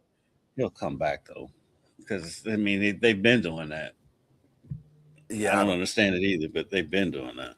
Well, I wouldn't do it. But that's for the new GM to figure out. See how you slid that in there. I did. I was wondering if you was gonna catch it, and you did catch it. So again, I'm assuming that Minnesota gets in the 4th spot. Because I don't know if Minnesota can beat San Antonio because of the Wemby problem. Because you're playing 4 on 5. Yeah, you're playing 4 on 5. I think they can beat the Spurs because Anthony Edwards is that good. He's that good. He's awfully good. They can't. I would pick the Spurs to win it, but I think Minnesota can win that series. And then I think the X factor really in all of this is Aaron Gordon's health. I think if Aaron Gordon comes back, they're by far the second best team in the. It gets real interesting. Yeah, it gets real interesting if Aaron Gordon comes back. And can regain a measure of himself. Yeah. Because he's such a difficult, especially since once he added the 3-point shot to his game, he became a problem. No, 100%. and especially playing off Jokic. I mean, they've got a chemistry that's among the best chemistries in the league as far as teammates go, playing on the floor together, knowing each other's game. He as crazy as it sounds, he makes Jokic even better, even more dangerous when he's out there. And he also allows Jokic to play even less defense, which is what Jokic wants. That part. Because he's a shot blocker. You don't need Jokic is like, I don't have to play no defense now. When are you coming back? When are you coming back, sir? Appreciate your return. He's just trying to keep him getting illegal defenses called on him. I'm just saying. Okay, let's get into the rest of the stuff before we get out of here because we're at that place now. This tagging, transitional tagging, we're gonna cut you series of free agency is crazy right now. Like you have to have a PhD. Oh my God. NFL contract rules to understand anything that's going on. So your Cowboys restructured. By the way, somebody's trying to say it's gonna be hard for the Cowboys to get under the cap. No, it's not. If you offer they did it easily. If you offer somebody a check to get their money early, that's not even a hard conversation. That conversation takes 5. That's a text. Mm-hmm. Hey, we want to go ahead and pay you out this much. Is that cool? Yes, it's very cool. Give me my money. I'll be there Friday to pick it up, like what we're talking about right now. So yeah, so they got way under the cap.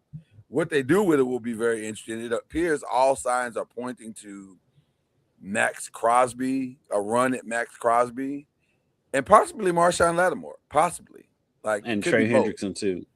All 3? You think it's gonna be all 3? Well, those 3 are in the mix. Those 3 are in the mix, right? Any combination of the 2. Or which one would you rather? Which one would you prefer? I think Crosby. Okay.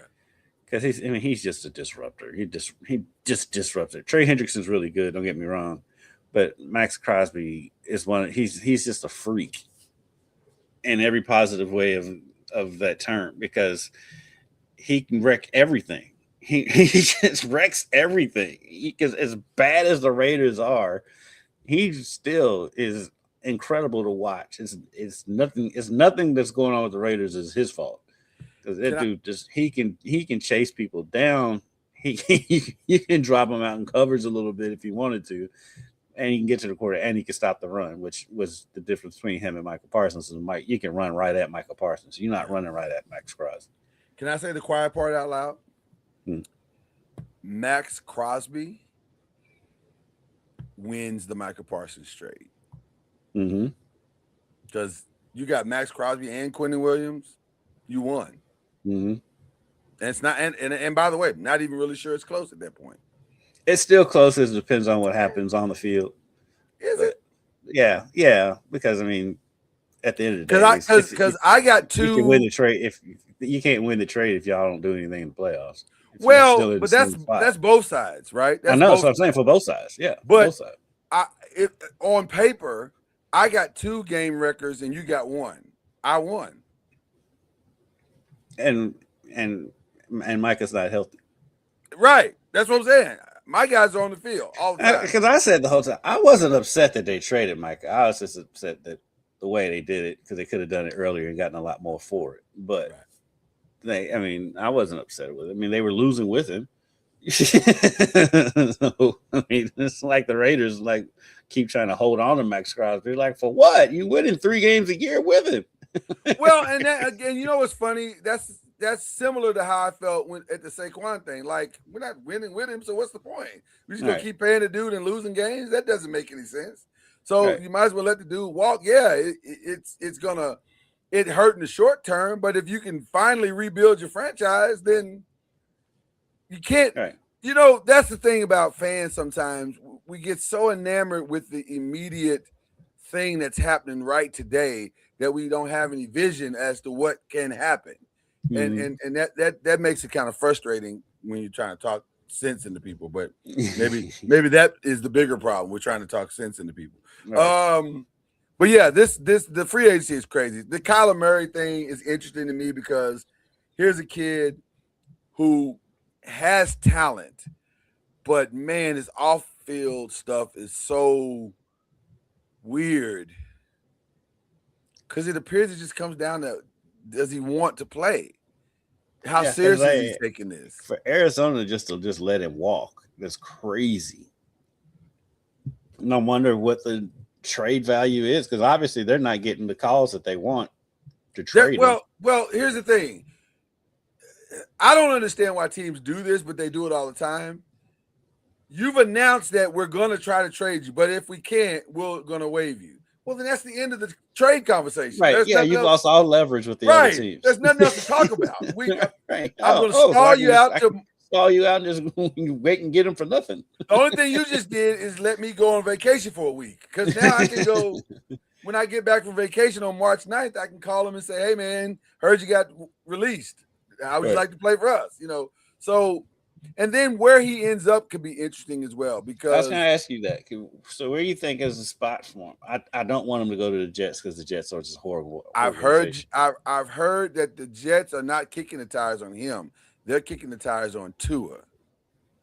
That's very Jets. Which is right. That's about as Jet as it comes. Sounds like the Jets. You know what we should do? That kid that be getting all them concussions. Tua, let's get him. Yeah. That's about as Jets as it gets. Yeah, and we play in a stadium that's notoriously bad for injuries. Yeah, let's bring in Tua. That makes sense. That makes total sense. Ooh, that makes total sense. I can see. Oh, I didn't realize that Shea did his post-game press conference with this stupid coat on. Yeah, he's all in. Yeah, he's all in. Whatever the fit is, did you not know that about Shea? Whatever the fit is to the game, that's what he's modeling at the post-game. That's he's all in.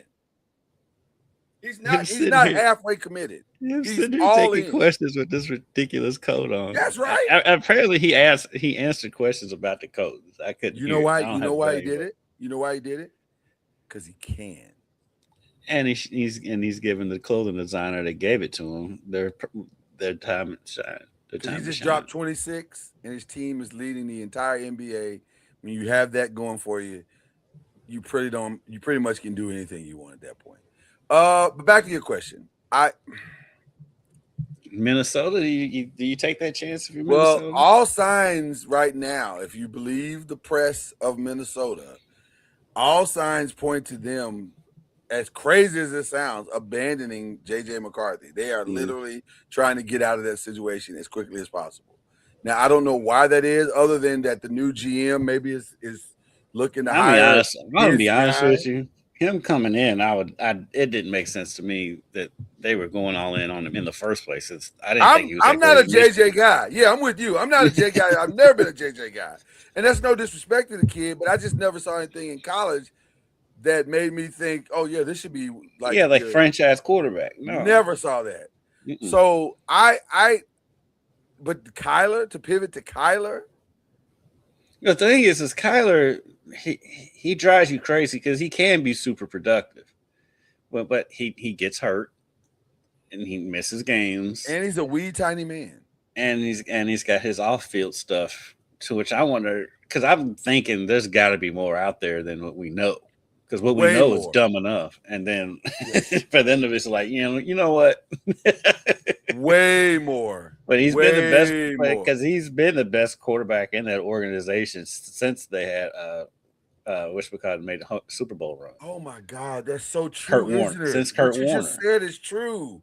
He literally is the best quarterback they've had since Kurt Warner, and it's not even close. And then after Kurt Warner, he might be the best quarterback in the history of the organization. Very, very true. The organization's not been good. I don't know where they're going with their situation. No matter where they've been, Arizona, St. Louis, wherever they've been, they've not been good. It's one of those organizations that's always just kind of there. You know who else could stupidly make this play for him? And it wouldn't be surprising at all, but it would be on brand. The Browns. Yeah. They'd be on brand. Yeah. Not as on brand as the Jets going. No, nothing is on brand as the Jets. Jets masters of futility. Masters of it. Maybe Atlanta, if you don't believe in Michael Penix. Well, they already getting rid of Kirk Cousins. At least if you bring in they cleared up that money. You bring in Kyler Murray, you do at least don't have to change your system totally when Penix eventually gets hurt. If you're Minnesota, does it make more sense to bring in Kirk or more sense to bring in Kyler? Kirk knows the system. I was going to say, I think for their offense, I think it's better to bring in Kirk. Because you can plug him back in and at least be productive. He ought to be productive at least. I think Minnesota. I think Kirk Cousins is the perfect fit to go back. Although I'm gonna be honest with you, I am baffled why he couldn't make that work in Atlanta. Either we are grossly as a media over analyzing and saying that these players are good, because maybe Atlanta's talent isn't as good as we all said that it is. It sure looks like it is. I think he played fine. I think what hurt them last year. They won their last 4 or 5 games of the season. Atlanta's situation makes zero. I think he didn't work in Atlanta because Atlanta makes no sense. Because I think Atlanta is just a bad organization. But because I think he'll be fine in Minnesota. And I think he was fine in Atlanta, to be honest with you.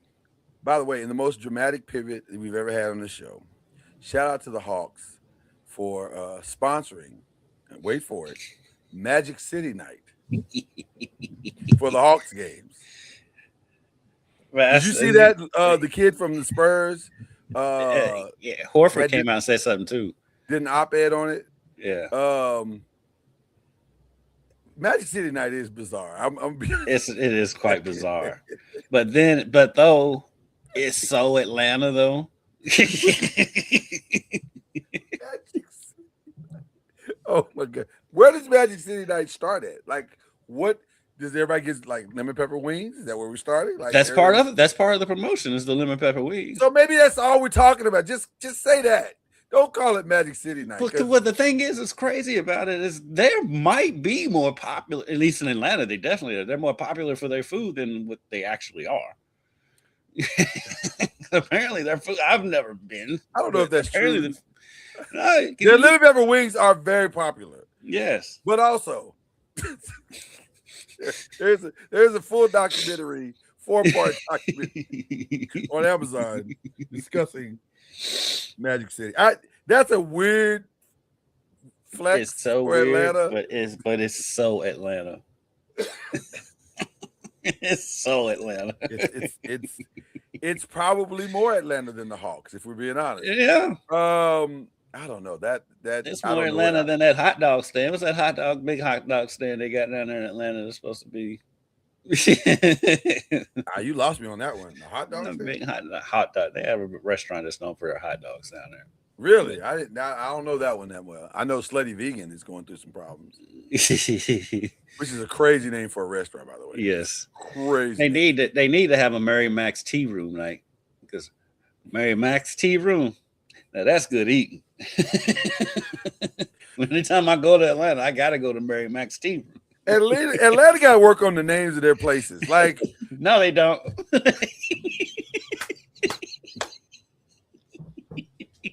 It's Atlanta. Nope. As soon as you hear these names, the first thing that pops in my head is Alan Payne from CB4 going, and I'm black, y'all, and I'm black, y'all. That's the first thing that pops in my mind. Like, this is the blackest city in the universe. That's blacker than all of Africa. Atlanta ain't nothing more black than Atlanta. Nothing in the world. DC and Memphis were like DC a word, is trying. They're trying. Well, no. Memphis is not just black. Memphis is black and hood. That's different. That's a whole different category. Atlanta's just black. They just black for no reason. Just black because. Shout out to Magic City. Who brings me my wings? Is it someone from Magic City? I've never been there. I don't know. But it would be fitting though. Oh, can you imagine being on the front row of an Atlanta Hawks game and on Magic City night, and my wings are being brought literally from somebody from Magic City? I was like, man, I got my money's worth tonight. Like, this really worked out well. I kind of feel like that's what's gonna happen. Oh my God. Why can't that make Sports Center? That's what I want to know. It will. Because don't they got uniforms and everything, like the special uniforms that the Hawks are wearing for it? Listen. No, not the Hawks. Wait a minute. Hold on. Stop. Wait. What? I think they have jerseys. There's going to be Magic City jerseys. Jerseys. I'm pretty sure I saw that. Are they like complete jerseys or like they tearaways? Well, they're not halter tops. Well, I'm just trying to understand it. I'm just trying to understand the aesthetics. Like, what are we doing here? I want to know what we're doing. Okay. Magic City night jerseys. Is there a poll that I'm not going to do that. That joke was right there. Leave the poll out of it. I'm just saying, are we going to make this authentic or not? What are we doing? Like, what is the halftime show? Is this going to be like advertising, or what are we talking about? Like, ooh, you know what the perfect halftime show is while you're looking it up? Girls from Magic City night eating lemon pepper wings in a contest. That probably happens in Magic City anyway. There is a jersey, but I don't know if it's real, that says Magic City on the front. You can order it and get your name put on it. So once you do that, Lloyd, I'm with it. How about that for an anniversary present? Well, listen, my family has bought me gifts. One of those gifts could very well be a Magic City jersey. I don't know. I didn't make any requests, so I don't know. I don't know how far my wife's mind stretched to these gifts. I don't know. So I'll let you know. I'll keep you and the listening audience abreast. If we're being honest, I'm kind of wearing a subsidiary of a Magic City t-shirt. And now we've come full circle. Now we have come all the way around. Toy Tiger wasn't known for his lemon pepper wings. They didn't have it. I don't even remember the good food that Toy Tiger. I don't think they had food. It's probably a good idea that they didn't. I've never eaten Toy Tiger. I don't think they had food. I don't think they did. No, it's probably a good idea. No, they didn't need to serve anything. No, Like, no. not in that environment. That's. I'm not hungry at that particular time. That's not. It's not what I'm. I didn't come to eat. There was a reason why that Pause. Krispy Kreme down the street thrived. And that Krispy Kreme afterwards. That's a good time. One direction's Krispy Kreme, the other direction's White Castle. Listen, it's a good time either way. It's a good time either way at that particular time. But eating in the facility, no, absolutely not. No. Okay, we got to move on. I just watched the Wu-Tang thing. The Wu-Tang. show? Yeah, I didn't The see Hulu it. show? Yeah, I didn't watch it. Oh yeah, it's good. It's fantastic. I wish they kept it going, but yeah, it was good. Even only thing was just the dude that played RZA looked nothing like RZA. But other than that, I didn't think he sounded like RZA either. No, like I think in that situation, I think they just went with the best actor and just like suspended reality as far as what they look like and sound like. But like he was good. I mean, he was good. He just Dave East was good as Method Man though. He was fantastic. Oh, he was fantastic as Method Man. He was it also was crazy because like everybody looked like who they were playing except RZA. Who was on the screen 70% of the time. Like the guy playing his brother looks exactly like his brother. Spot on. Nailed that. I enjoyed it. It was a good time. ODB looked like ODB. I mean, like, yeah, it was nice. Were you as shocked as I was to see how, I don't have a better word than this, gangster some of the Wu-Tang is? Like, I was shocked that Raekwon's gangster. No, just considering where they came from. Well, but like Raekwon opens the entire series, and this is not a spoiler, in a drive-by situation. Like that's, right. I was like, wait, what? Raekwon did that? Like really? that didn't really surprise me. It kind of surprised me. I was shocked. There were things about Wu-Tang I did not know. I knew some of that information, some of it I didn't. It was interesting. I enjoyed it. That was a good time. It was a good time. I enjoyed that. What else did I watch? What else have I watched? Paradise is back. Fantastic. Paradise is back. I watched the first 2 episodes. I started watching the third one and I fell asleep on it, so I need to go back in. It's starting a little slower, and they're doing a different kind of thing. They're doing an interesting way of bringing in new characters. Yeah. So it's interesting. I like it. But it's good. It's Paradise, so I'm not going to complain. And then I've also watched Bridgerton. See, I watched the first season of Bridgerton and didn't come back. Well, I have a wife that right. These are phenomenal points for me. So I'm going to watch Bridgerton, and I like it. I actually like Bridgerton. So although the one of the main characters this year, when you look at her Instagram, she's way more hood than I thought she would be. Like, I was like, twerking? Really? You? Didn't see that coming. So I didn't see it coming. If you and I'll show you the picture when we get off the air. But if you're familiar with Bridgerton, it's like kind of catches you off guard. You're just not really prepared for that. It's quite something. It's quite something.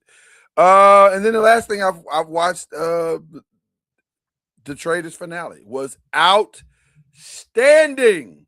I can't wait for Kendrick to get caught up with the Traitors finale because this season was fantastic. Oh my God, it was so good. So very, very good. From start to finish. So I'm extremely pleased at what I witnessed throughout all of this weekend. And today, being that this is my day of birth, I am going to thoroughly enjoy myself. I'm going to I don't know what I'm going to. You know what? I say I'm going to do whatever, but I don't really know. That my kids and my wife have taken all of the planning away from me. I have no idea what's going to happen. Works that way. Yeah, I have no idea what's going to happen today. I'm up, I'm ready, and that's the extent of my preparation. Like that's how it's supposed to be. It's your birthday. Yeah, the Traitors finale was phenomenal. Oh my God, it's so good. I almost want you first to season. We're in the second season. You're in the second season. Okay. Well, just go ahead and watch them in order then. You're already there, so you just go ahead and watch it. But this fourth season was phenomenal. I've heard it was phenomenal. As good as the first season, if not better in some ways. Of course, our show came back. You and I were texting during it while as if we were watching the game. Hey, TOC Tournament of Champions. Come on now. Came out the gate on fire. Like, man, the number one seed, and then to see him go down, I was like, whoa. Mm-hmm. Over something so like, oh my God. Listen, talk about a confidence booster. You're the AC and you lose to that guy. Oh, you beat that guy? Oh, you beat that, right. You win to that. You beat that guy. That's kind of a confidence booster right there. Yeah. Yeah. Now she'll probably go out in the second round, but still, at least you came out the gate. Yeah, well. You came. And I can't wait to see who's the number one seed this week. I think you are correct. I think Guy Fieri's got to be one of them.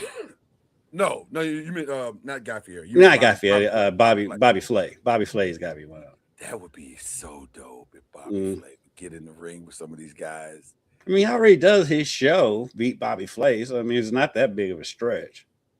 It's not that big of a stretch to get him in, but boy, it is hard to beat him. He's so prepared. And by the way, to me, Bobby Flay would be the number one seed of number one seeds because he's not an easy win. Like if you beat Bobby Flay, you have done something because he is so good. Bobby Flay could have never heard of your dish and outcook you. Yeah, and outcook you cooking your own dish. He's so good at this type of thing. Like I don't know how he got so good at it. He can get got though because like he gets beat on his show. Well, his ironically his Achilles are anything pastry. He's not the greatest baker. And vegan food, 6'7", right? And Middle Eastern food trips him up too. Middle Eastern food is not one of his strong points either, but everything else. Yeah. Anything in the Western Hemisphere is a wrap. Everybody that comes on there with a burger, I'm like, Italian. You don't want to win. Anything Italian, he's going to win. Yeah, you don't want to win. You've decided you don't want to win. Mexican, Italian, burgers, anything meat based. Some South American food trips him up too. I have noticed that he does. Sometimes there's South American food that he may not have heard of, and it trips him up. It's right. Listen, you have a chance if you're cooking something he's never heard of. Yes, I'll say that's the only way. That's your only chance. That's your only path. It's that or something baked. If you put him in the realm of dessert, then you might have a shot. Yeah, but that's not saying a lot though, because like. You don't have a good shot. You have a shot, but not a good shot. My favorite win of Bobby Flay's, by the way, of all time, there was this sister from Atlanta, ironically. See, once again, we come full circle. She cooked vegan hamburgers. And I was like, girl, what are you doing? You about to take a L. But she pulled it out. And Bobby was so impressed by her that he took off his apron and gave it to her, signed it and gave it to her. She cried and everybody cried, and it was a beautiful moment. But most of the show's funny, especially because of the people they bring in. Yeah, well, basically screw with Bobby Flay the whole time he's trying to cook. Oh yeah, 100%. All right, we gotta get out of here. It has been a phenomenal day. Shout out to the great Charlie Ward. Wishing him all the best tonight. Close out the season in his revenge game against Bethune-Cookman. It's going to be a fun weekend. If you're going to get a chance to watch some conference championships on the women's side, it will be entertaining. By the way, I submitted some of the mid-majors. The A-Sun's playing right now. Yeah. Plays today, so yeah. Okay. I submitted my votes for women for the women's college basketball this week. I could have waited, but there was for what? There was nothing really to wait for. Like, yeah, I get it. I think Michaela Blake's it's either going to be Michaela Blake's or Sarah Strong, I think. I think one of them is going to get it. I think it's probably going to be Strong because UConn is playing. They are, but Michaela's putting up. She's the leading scorer in the country in the toughest conference.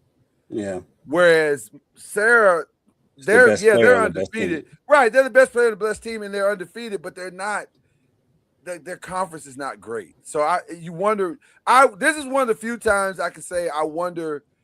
Not a lot. Now I'm not saying I wonder deeply in this because it's UConn and it's Gino Auriemma. So, but you do wonder how good are they really? Because the one time they got challenged, which was against Michigan, they only won by 3.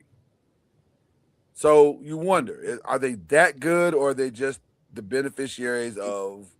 But I mean, the difference is because, like, let's be honest, UConn's never really played in a strong conference. It was strong when Louisville Also was in the Big East, Right. but they've never really played in a strong. It hasn't mattered before.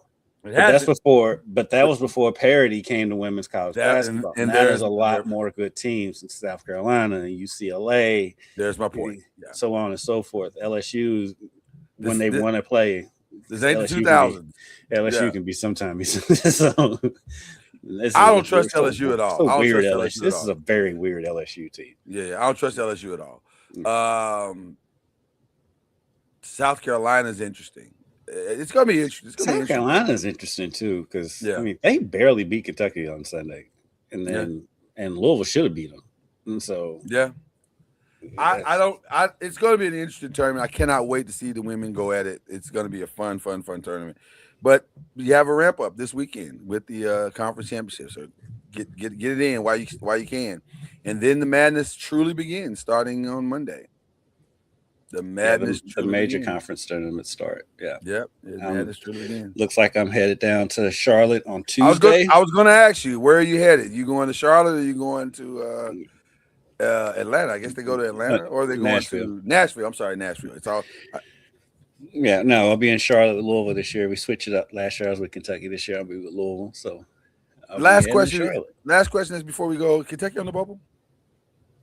No, no, because that Vanderbilt win kept them off the bubble. Kept them off the bubble. Okay. If they hadn't beaten Vanderbilt, they're squarely on the bubble. Out in the first round, are they on the bubble of the SEC tournament? Mm-hmm. Nah, because they got to play week 1, right? They got to play week 1. Day one, yeah, they're on. Day 1. I think it's. Day 1. I'm sorry, day 1. Yeah, I think there's still a scenario if they somehow beat Florida on Saturday, which is a tall task, but would not surprise me just because of how weird Kentucky's been all year. Yeah. If they beat Florida, I think they're in. I think that gets them to the second day. Second day instead of first day. But I think they're solidly in if they beat Florida. I think they're in the tournament regardless. It's a TV show. It's a TV show. Can't be leaving out your best stars in the TV show. And I mean, and they blew out Vanderbilt, who's ranked. So yeah. All right. I think they're still there. I don't know why we believe in the ACC show on Kentucky stuff, but we are. So shout out to my family who is I'm deeply looking forward to what's about to happen. And shout out to you. Appreciate you showing up. Great gift. You and Charlie, great gift. Can't do much better than that. And you've already told me there's no other gift coming, so I guess I'll have to accept that this is get you the same thing I got you last year. This is what you got me last year. I'm consistent. I'm starting to think that, I don't know. Because I got you some great stuff last year. I really that was a special birthday though. All the birthdays are special. But 50 is a very special one. Plus, I had a whole party and a whole party theme going. Is it? If I didn't have a party theme going, I don't think I would have gotten a gift package. Touche.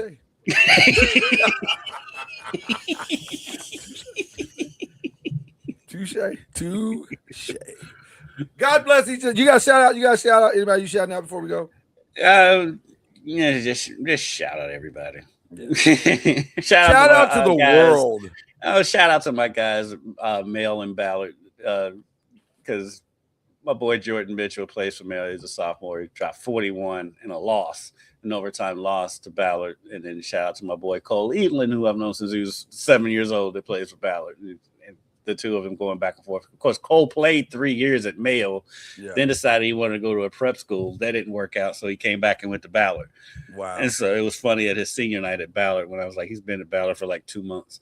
But shout out to my guys out there, and shout out to all the high schools and heading into their playoff time. Because it's playoff time across the country. Yeah, man. This is the fun time of the year for everybody. So it doesn't get much better than this. With that being said, that is the incomparable Kendrick Haskins. I am Lloyd Spence. There's a whistle that comes right after this statement.